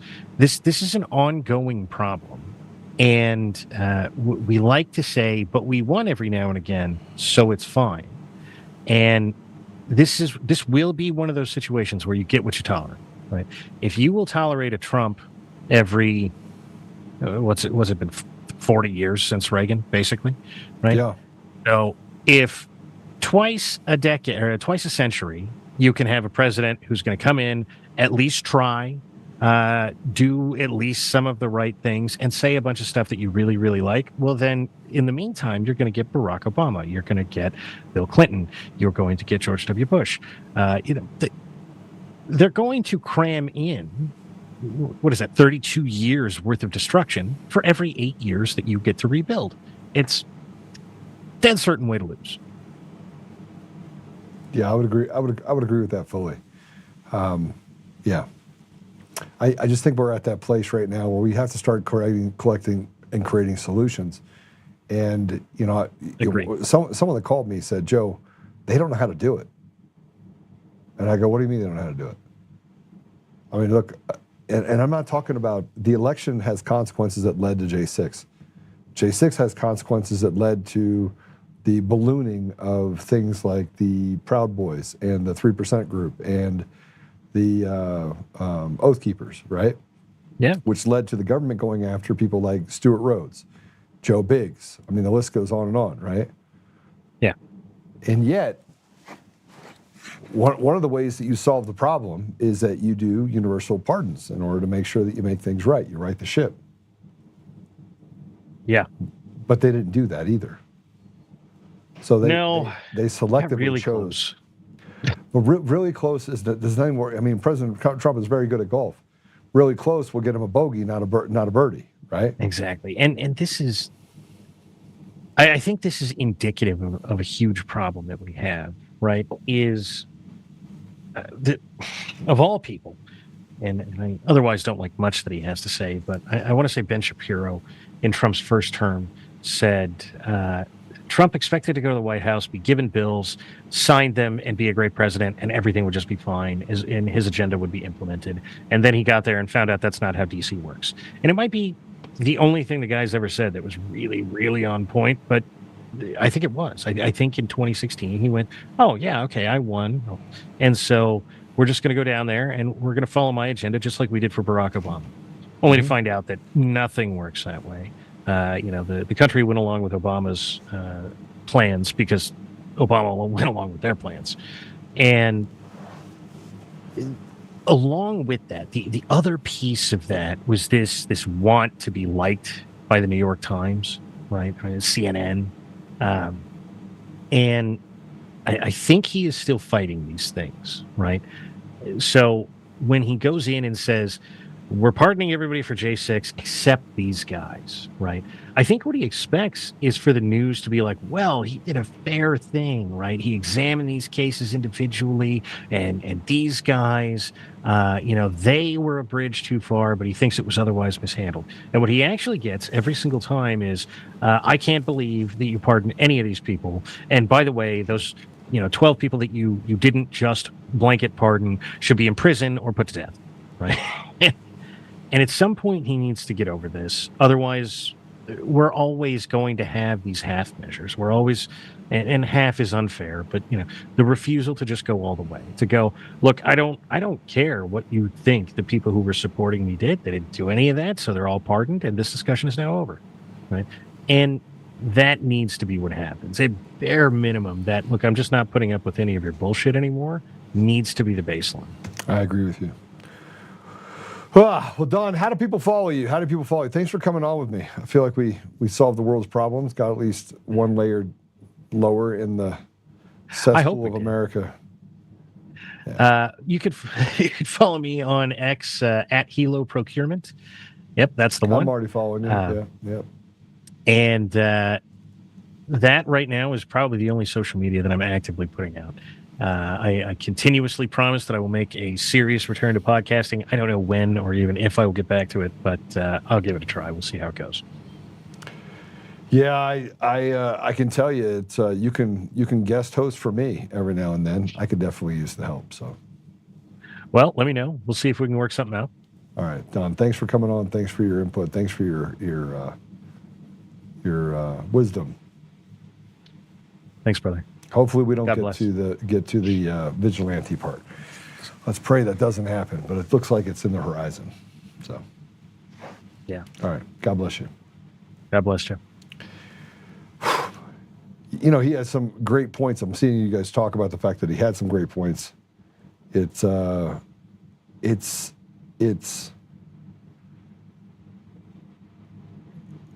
excuses to the fact America had a good 250 years. If we don't have any remedies already, it is really gonna ever get cleaned up. Yeah, so I don't think it's ever gonna get cleaned up because we haven't gotten to the place yet where we recognize that we need solutions. So we've been so indoctrinated towards this idea that people can just use superfluous statements of that, oh, I'm gonna make taxes better on you and we're gonna lower taxes. Well, what does that mean? Tell me how you're gonna do it. You gonna get rid of property tax? Okay, when? Within the first 90 days, we're gonna eliminate, abolish property taxes so you actually own your own home. Try to get back to a place where you have less slavery. We're going to eliminate entitlements to foreign countries, and we're going to make them actually work for it. They're going to have to give to get. So they have to give us something in order to get something. And I'm not talking about free, passage for CIA agents. I'm talking about real benefits to the American people. We don't get there. We don't talk about things from a position of here's the problem, here's the solution. And until we actually get to that place, because you can't, this is the same problem that businesses have, right? If you cannot solve the problem, if you solve the symptoms, your business will collapse. Business model language is called capacity analysis, capacity analysis is what you have to do when you're actually looking at a business and going, okay, I built a swimming pool. The swimming pool is meant to hold water. I've been putting oil in it for the last 50 years. Now that it's broke the foundation of that pool, and so oil is leaking into the soil. And as long as I put enough oil into the pool to outweigh the oil that's leaking out of the bottom of the pool, then I'm okay. But what happens is that when production actually goes in, lessens, then that exposes more of those cracks, which leads to degradation, which leads to ultimately the destruction of that container, that device, that business, that country. That's how you get the collapses that we have today. And the United States is right on the brink because we haven't looked at how do we firm up and make sure that a pool that's meant to hold water holds water, and that we're not trying to shove oil in that particular environment. I hope you understand what I just said. It's a lot. Okay, I got some other stuff that I want to go through with you really quick. And man, every single time we get involved in looking under the hood and we get told certain things, we forget about these things because we like, breaking, this is happening, this happened, whistleblower for this. It'll be just a matter of time since this new whistleblower actually gets swept under the rug and threatened and will be told that she's a terrible person, because that's what happens. But I want you to see this. This is Ann Vandersteel. She's talking about the CIA. Let's go ahead and play it. Hey everybody, Ann Vandersteel. I'm up in DC right now, and I want to tell you something.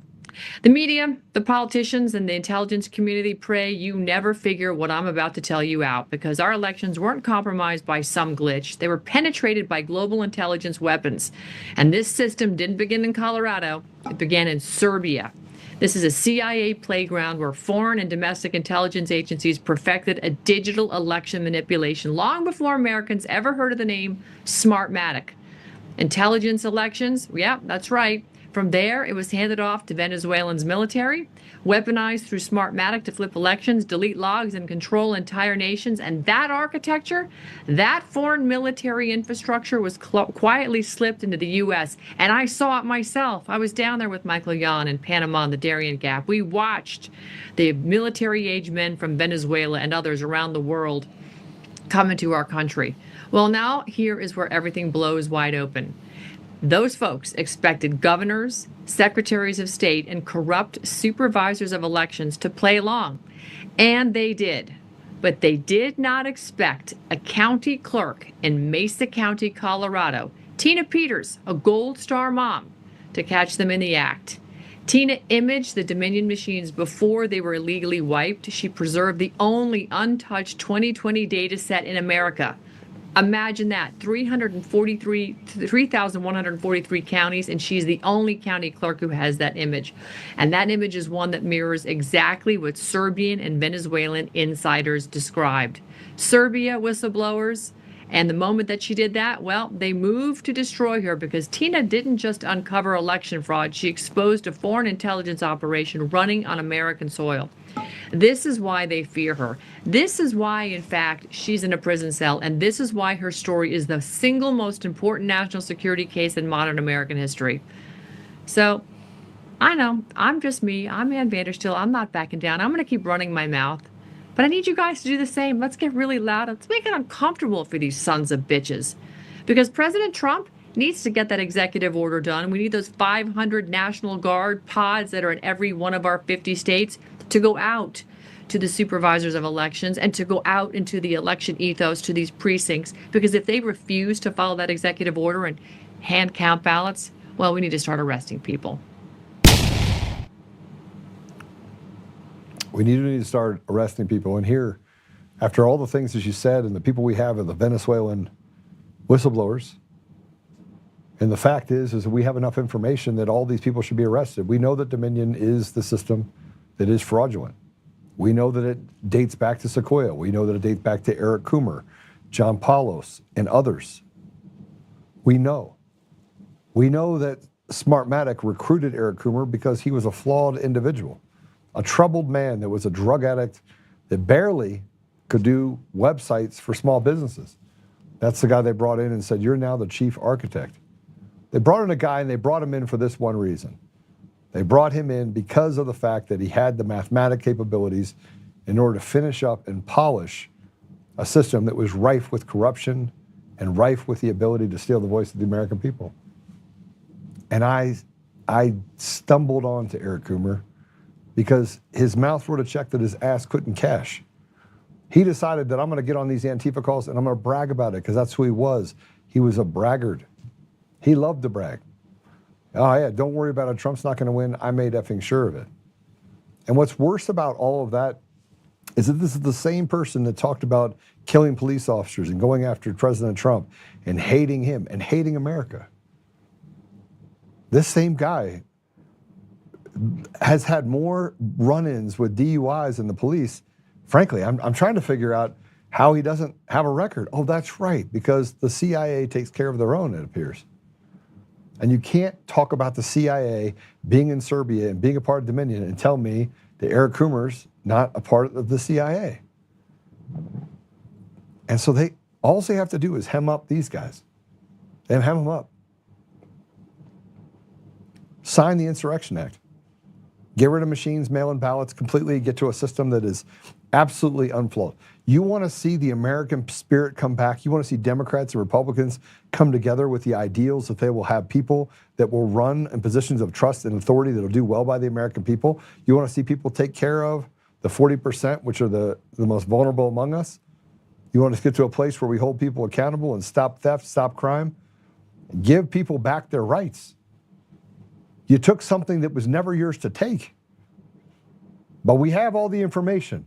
But we have people like Pam Bondi and Todd Blanche and Kash Patel who run around creating an image that does not exist.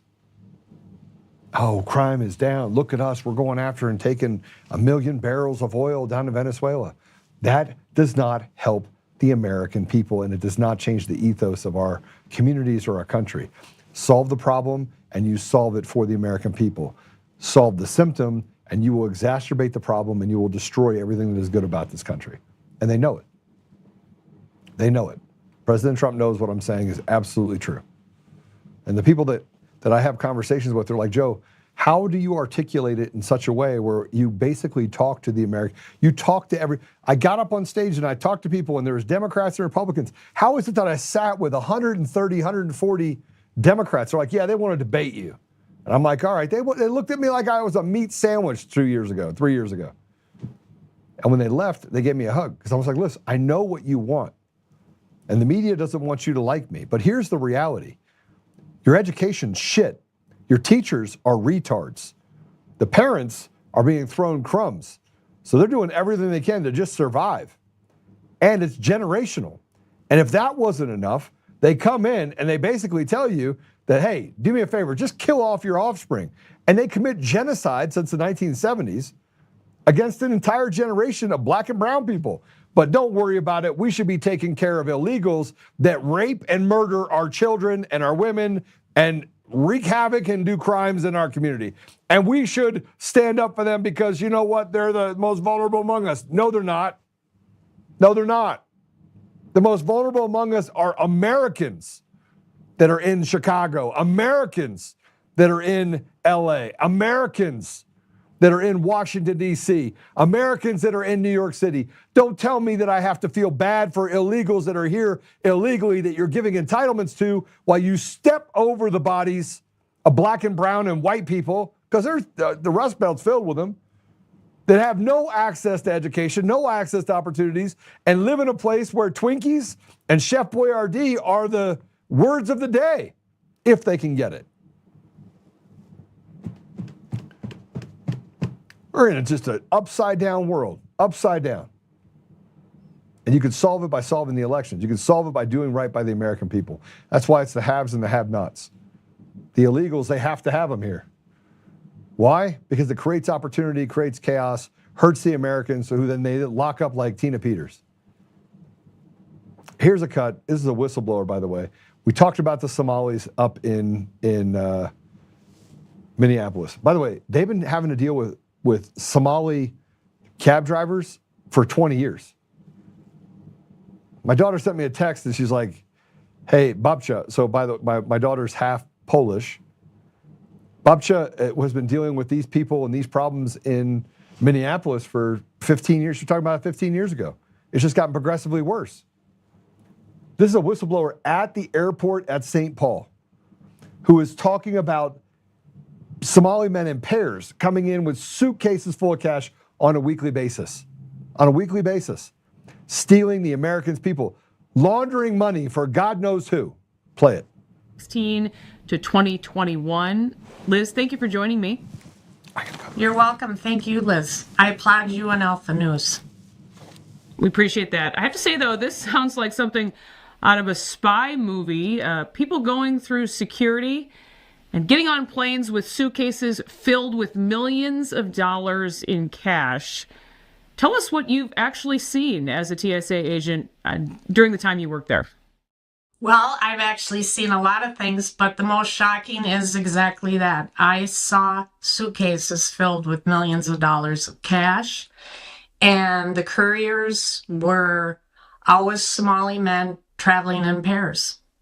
And they got through the checkpoint. And it just really absolutely blew my mind the first time you open a suitcase and you see millions of dollars of cash. And typically what would happen is a Leo or a law enforcement officer would come, check their credentials. I don't know what kind of questions they asked them, but their IDs were always documented, and probably their plane tickets as well. So there is a trail of that out there. And I would believe with all the cameras at the airport that if they started there, they could probably find each and every individual that brought money through the checkpoint. Obviously, this seems suspicious, if not alarming, given what seems to be a pattern here. So you're talking about millions of dollars flying out of Minneapolis, and you think it happened about every week or so? Is that right? So it certainly seemed like it happened every week. the suitcases came in, and it was always, the MO was always two Somalian men traveling in pairs. Sometimes they both had suitcases. And so the process was, as a TSA agent, we would pull the bag, and then we'd bring them to a private screening room. And we would open the suitcase and make sure that that's all it was stacks of cash. And a Leo would come and maybe question them and for sure take a picture of their identification, and I'm assuming their plane ticket. I'm not sure. So there is a trail out there.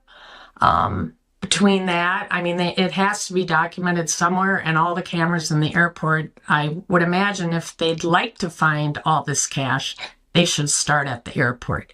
Because in the 5 years I was there, I believe $1 billion went through the airport. $1 billion. As if this isn't troubling enough, Liz, it's not just money you watched leave MSP. Is that right? Yes, that is correct. There was another instance, again, a Somali man that had a carry-on luggage filled with brand new passports. And he was allowed to get through the checkpoint. So where he went with those passports is anybody's guess.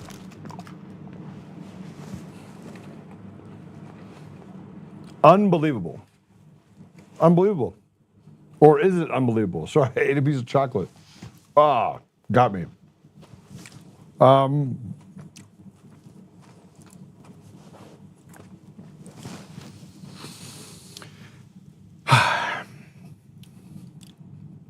going to be a little bit funny now, I think. Yale Medical School. Now, remember what I said about Columbia University? It's actually CIA University. Columbia is basically the hotbed of the CIA. So is Cal Berkeley. University of California in Berkeley. Another hotbed. Hotbeds that are basically captured by CIA assets, typically people that are professors. But this is a Yale Medical School that invited a Columbia PhD to present on the psychopathic problem of the white mind. These people are sick. Play it. Dr. Aruna Kalanani for a talk called The Psychopathic Problem of the White Mind. The fantasies of unloading a revolver into the head of any white person that got in my way, burying their body, and wiping my bloody hands as I walked away relatively guiltless. With a bouncing my step, like I did the world a fucking favor. This is the cost of talking to white people at all. The cost of your own life as they suck you dry. There are no good apples out there. White people make my blood boil. Psychological predicament, because white people feel that we are bullying them when we bring up race. They feel that we should be thanking them for all that they have done for us. They are confused, and so are we. Can you hear me okay? Yes? Okay. We keep forgetting that directly talking about race is a waste of our breath. We are asking a demented, violent predator who thinks that they're a saint or a superhero to accept responsibility. It ain't gonna happen. They have 5 holes in their brain. It's like banging your head against a brick wall, just like sort of not a good idea. We need to remember that directly talking about race to white people is useless because we're at the wrong level of conversation. Addressing racism assumes that white people can see and process what we are talking about. They can't. That's why they sound demented. They don't even know they have a mask on. White people think it's their actual face. We need to get to know the mask.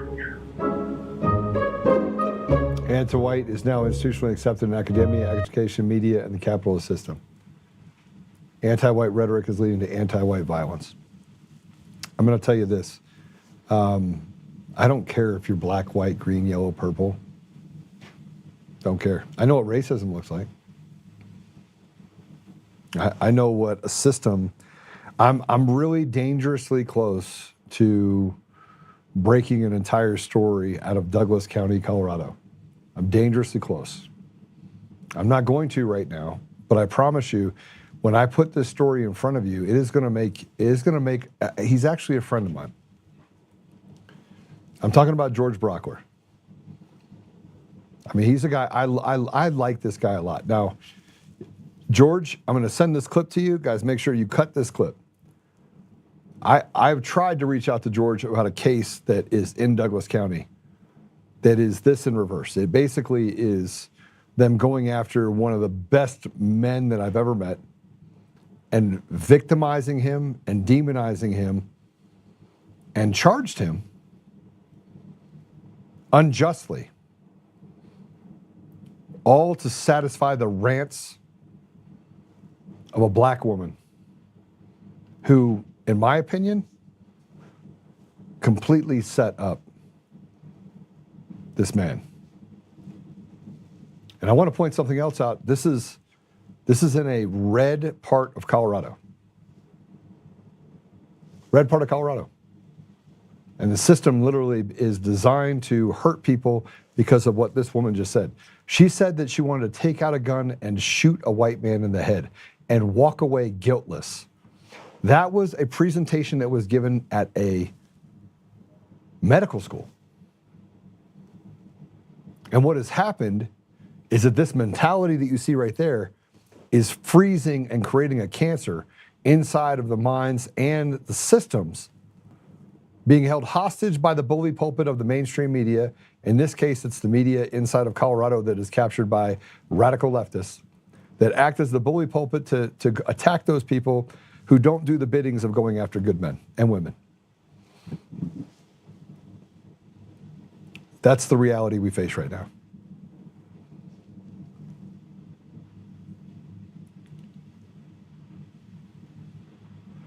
This is an exchange at a New York City Council meeting. This is a socialist councilwoman, Alexa Aviles. She brags about being a multimillionaire. Go ahead, play it. I think people should know that you're worth $1.8 million. You have 47 seconds. I think that's important. I think that's important. I think I'm worth a lot more, by the way, for the record. Well, Dr. Continue with your testimony, or I will end your testimony. You keep cutting me off. It's hard to speak when you cut me off. 32 seconds and counting. You say you advocate for the poor people and people of color, but you just made the New York Post. You're worth $1.8 million. You're buying homes in Florida. You're a Democrat. You're a Democrat, right? I suggest you keep it focused on the topic at hand, or else your testimony will end and you will be out of order. So focus on the topic at hand, which is immigration, or you are out of order and your testimony will be ended. You're the chair to the committee, no? On immigration. Focus. You have 1 minute left. Focus on the topic at hand, or you will be out of order and your testimony will be ended. What did I say? What did I say was out of order? What did I say? You have 57 seconds to make your case. You keep interrupting me, though. You have 52 seconds to make your case. That's how they treat the people. They treat the people like slaves. It doesn't matter if you're black or white. It's haves and have-nots. You're the slave. They decided you're the slave. They decided that the system was designed to persecute with impunity. Do not question the election systems, slave. Give us 56 cents on every dollar, slave. Do not tell me what to do, slave. I'll give you 50 seconds. 45 seconds, 42 seconds. I will interrupt you any way I want because there's no consequences. Does it make it more real what Don just said before about vigilantism and who's responsible for it? When you take away the ability for people to have hope and to have an idea of an outcome, you turn people against the very system that you've created in order to make yourselves the slave masters. And that's really what's happened. And I want to tell you that it's all gotten to the point where we are trying to fight for something that is fundamental.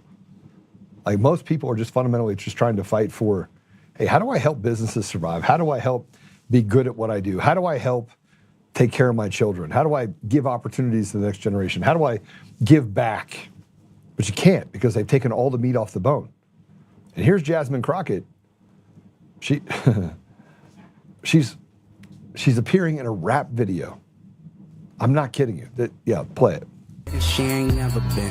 Who else willing to go toe to toe against the president? I can't wrap my head around someone who votes Republican. She advocate for feeding kids. They protect the ones touching them. Trump invading his own country with an army. What a joke. We remember Pearl Harbor by illegally bombing boats. What y'all thought we wasn't gonna do nothing but it think again. They only trying to scare out of running cause they think she win. Listen, thought I told y'all we ain't never scared. Now look who name on the docket. Got 2 words for every racist bigot living Jasmine Crockett. Everyone in MAGA isn't racist. Yeah, that might be true, but in all of history, I never seen a Nazi flag be blue. So which side you wanna choose? Me, I hope my money goes to the side that isn't trying to say affordabilities. I hope she stand on business, all 10 toes. Texas tough, don't need no more bad built, bleach, blonde, butch bodies moving forward.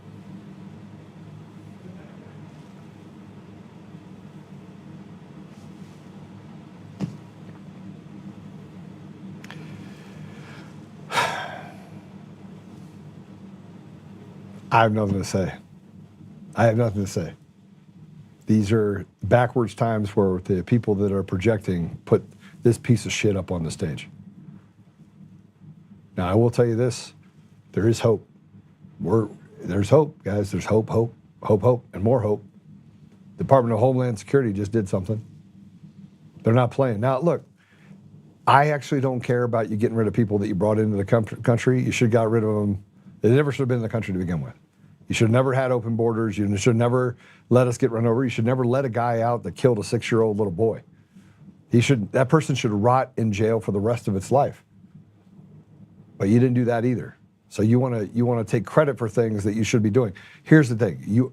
If you want to solve the problem, quit screwing around and get rid of machines and mail-in ballots. Go to in-person, one day, have elections, make sure that our men in the military can actually vote, make it a federal holiday, count it at a precinct level individually, and watch all the rats in Washington scatter. Cut our budget by 40, 50%. Get rid of these judges. Get military tribunals. Do the things that give people back their ability to have a voice. Stop the walled gardens and the Googles and the Facebooks and all these different guys on both sides of the aisle, because Rumble's the same way. They're all the same way. They're all a bunch of shitbags that basically create and have their censorship because they have their own agendas and their own lists of people that are not allowed to have a voice. And if that's not true, then why are people going to my website, untamednation.com, and enjoying the content, not having to deal with the fact that they can slow things down or degrade the signal? It wouldn't be growing, but it is. Go ahead and check this out. This is the Department of Homeland Security.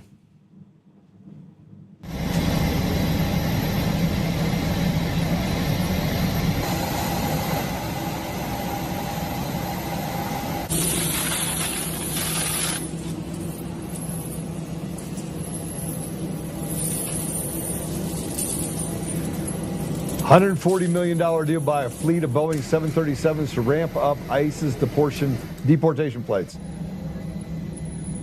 6 planes for deportations. It's a better use of our money now than health care for illegals, public assistance. I don't care about illegals here in my country that have committed crimes. I don't care. I don't care.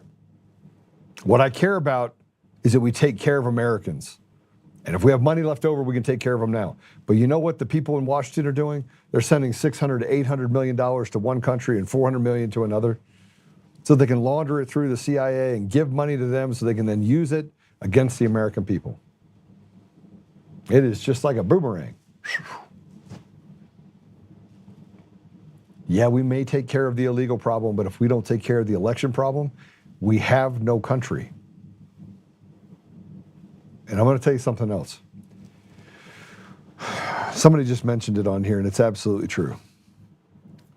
The vacuum that's been created by Charlie Kirk dying is pretty bad. It's pretty bad.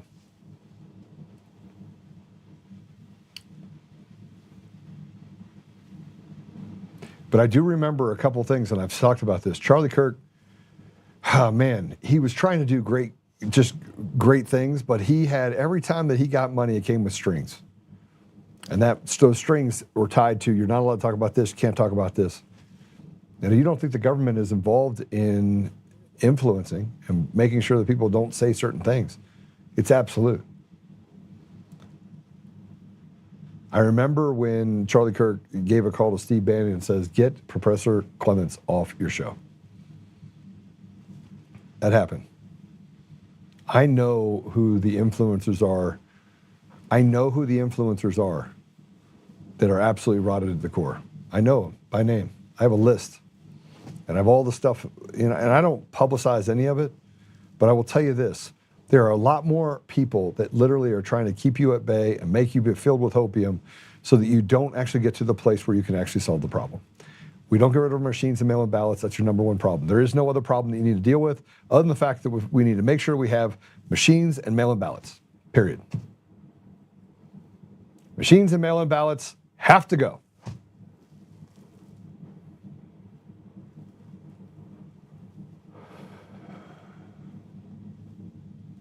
What do we got here? Let me read some of this. $800 million to Ukraine, but not fixing health insurance or getting Trump's choices through. Yeah, this is true. $800 million to Ukraine. Kiss the world goodbye. I'm not going to do that. Look, if we're going to solve this problem, I'm reading the comments, we're going to solve this problem. We are going to have to stop paying into the system. We're going to stop letting the states do what they're doing to victimize the people in their communities. We're going to have to hold them accountable, and we're going to have to go after rogue judges. They're everywhere. They hide because they're cowards. They use power to push on and to victimize people in the community. I am a whistleblower. I've been victimized to the tune of $140,000. I have been villainized by radical leftists wearing black robes at every level. I have let the stench of their lies and deception leak down from the lawyers that represent Eric Coomer, taking from me what was never theirs to take, till they pushed me into a hole. They pushed me into a place where now, I got nothing left. I got nothing to lose. And now I'm pissed. I was pissed before. You haven't seen me this pissed. Jeff sent me a thing saying, Joe, are you okay? We're praying for you. You got pissed off yesterday. I wasn't in a place to pray. And I'm telling you right now, as God is my witness, we are not going to solve this problem unless everyone gets off their asses and starts doing something about it. We should surround the prison that Tina's in. We should surround it. We should get 50,000 people. Instead of doing this like Trump train parade, we get 50,000, 100,000, 200,000 people to surround the prison down where Tina is. Protest the prison. We should surround the houses of people that are in our government that are doing horrible things to the American people. And I'm talking about the people in Colorado, the governor's mansion.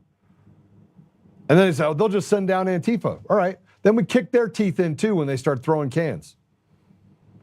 I am not advocating for violence. I am done with the violence. And what they're doing to Tina is violent. What they're doing to the American people by putting up these kabuki theater elections is violent. What Kyle Clark and others are doing to basically say there's nothing to see here as they suppress the truth as well as they can is violence. And rogue judges, that is absolute violence. The ones that let people out on the street that kill 6-year-old little boys, violence. This is violence. This is the political violence that we have dealt with time in and time out, and we act like there's nothing we can do about it. They let evil go. They persecute good people. They lie with impunity, and then they use the bully pulpit of the media to cover it up. Mr. President, sign the Insurrection Act. Sign it. Let's get to the hard part. Let's rip the Band-Aid off. Let's do what is necessary to protect the people of this country. And I'm not talking about the people on the radical left or the people on the radical right. I'm not talking about any of that. I'm talking about the 95% of the people that are in the middle, that are the unintended consequences, the victims of what these people have done. Our leaders are not leaders. They're selected henchmen that represent a group of people that I don't even know who they are. We don't know. But I do know that these same people are having those conversations and somebody is barking down to them, don't let President Trump's picks get into office. We let enough in. There are people that are on our side. Pam Bondi's on our side. She's going to slow things down. We've got to do better. And that's going to take the American people. So we are going to be organizing something. I've been talking to Jake Lang. He's like, we're going to go down to Tina Peters' place. I was like, okay, done. We'll organize it, and I'll tell all the influencers out there, and the ones that don't actually get on board and say, oh, have another J6, they're going to storm the Bastille. You let a 70-year-old Gold Star mom just sit in a prison? You let the judges just do what they want, act with impunity? You let the pedophile judge that sentenced Tina Peters, that guy who, by the way, called himself deviant, called himself, to a 20-year-old kid, called himself a deviant.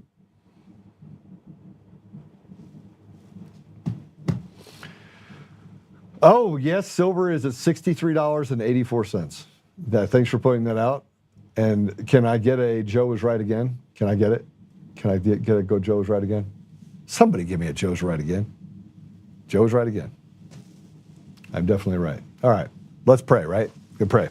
By the way, I still think we can get to the place where we can do good things together, but it is going to take it's going to take a lot. It's going to take a lot. Jira, Joe's right. Oh, Susan Rice, good to see you. Joe's right again. And I don't mean that in a bad way. I mean that in that I hope that you took advantage of it, and I hope you got some silver, and I hope that it's blessing you, because since we had a conversation about that, it has doubled since the beginning of the year. So anyway, pretty awesome. Father God, we are so grateful for the opportunity we have to be able to have eyes to see. We are grateful for the opportunity that we live in such a wonderful country, and we recognize the rot that we're under right now, but we are grateful that we are born at a time such as this, that we can stand up and we can serve you, Father, that we can do the things that are necessary in order to solve the problem and ignore and eliminate the symptoms. We are grateful for our president. We are grateful for so many of the things, the blessings that we have in our lives that we take for granted every day. The chair that I sit in, the children that we have, the relationships we've been able to build. Father, it is just an amazing opportunity for us to be able to fellowship, to get to know each other, to do your work together. We recognize also that there's all these conflicts, and we just pray, Father, you can help us set aside petty differences, and we may get to the hard stuff. We may get to the place where we can be aligned. Republican, Democrat, Independent, doesn't matter. Everyone is being victimized by the lies that are told by these selected leaders. The evil is evident. So, Father, I just ask you to give our president, President Trump, and the people underneath him eyes to see and a heart to do well by the American people, to serve the American people. And Father, we don't want anybody to go without. I don't want illegals to not be able to eat, but I don't want to step over our brothers and sisters in this country and serve other people while we make victims of our own citizens here in the United States. And there's so much to be done in other countries. We could hold those countries accountable. We could force them to do good by their people. We could give them encouragement that they can better the environments that they have in these other countries around the world. But instead, they are rife with the same corruption that we face here in the U.S., in the same slave environment that has held us in bondage probably for the last 2,000 years. It's just become more evident today. Father, we ask you to bless those people that are sick. Bless Dave that is down in Mexico getting treatment. I ask you, Father, to put your arms around him and to just comfort his family, his children. I ask you, Father, to help with the other issue I was talking about earlier with a friend. And that truth may be finally heard and that the ridiculous can be set aside. And it's not just the individual things that happen in the court system. It's that the emperor has no clothes, that these judges are doing it to more and more people and victimizing Americans, victimizing our people while allowing evil to walk the streets and re-victimize the American people. Father, help us that we may never get to a place where we get to vigilantism, but that we can have a place of accountability and accountability and consequences. Help us, Father, that we may humble ourselves before you and may do your will, while speaking honestly about how we feel about things, and not holding back, not operating with restraint, but speaking truth regardless of the consequences. I ask these things, Father, humbly in the name of thy Son, Jesus Christ. Amen. All right. I will see you. Bless you all. Have a great time. Make militias great again. Oh, by the way, Mike Lindell is running for governor of Minnesota. I wish him well. Give me back my money. I don't know how you do that and take, I don't know. I don't even know how to reconcile it. I don't know how to reconcile it. I don't know how to reconcile how you take from people what's not yours. And then you get out there and you I don't know. But I want my money back. I want you to give back what you said you give back and be honorable. So how do you run a country? How do you run a state if you can't do honorable things? I'm going to start pushing on that, by the way. I like Mike. I spent 2 days in a trial. I have been victimized by people who say that, oh, you're my friend. Or they take from me and betray me. And I'm done with it. I'm done with it. I told you, I don't like being pushed into a corner. That's what I feel like I've been doing. So anyway, you guys keep going. God bless you. Amen. So I'll see you guys soon. And yeah, thank you. Talk soon.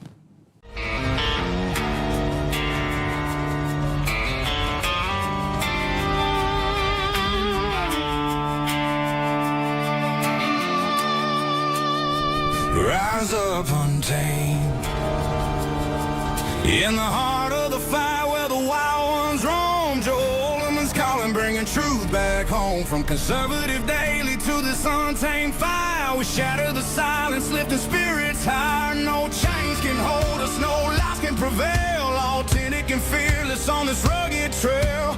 Patriots gather under stars and stripes. Untamed nation, igniting the night. Untamed nation, let the truth roll out in this land of the free. Standing proud from sea to shining sea, we won't back down. Catch the fire, wear the crown. Untamed nation, it's our battle song, motivating hearts where the brave belong. Yeah, untamed and wild, forever strong. Play it again all night long.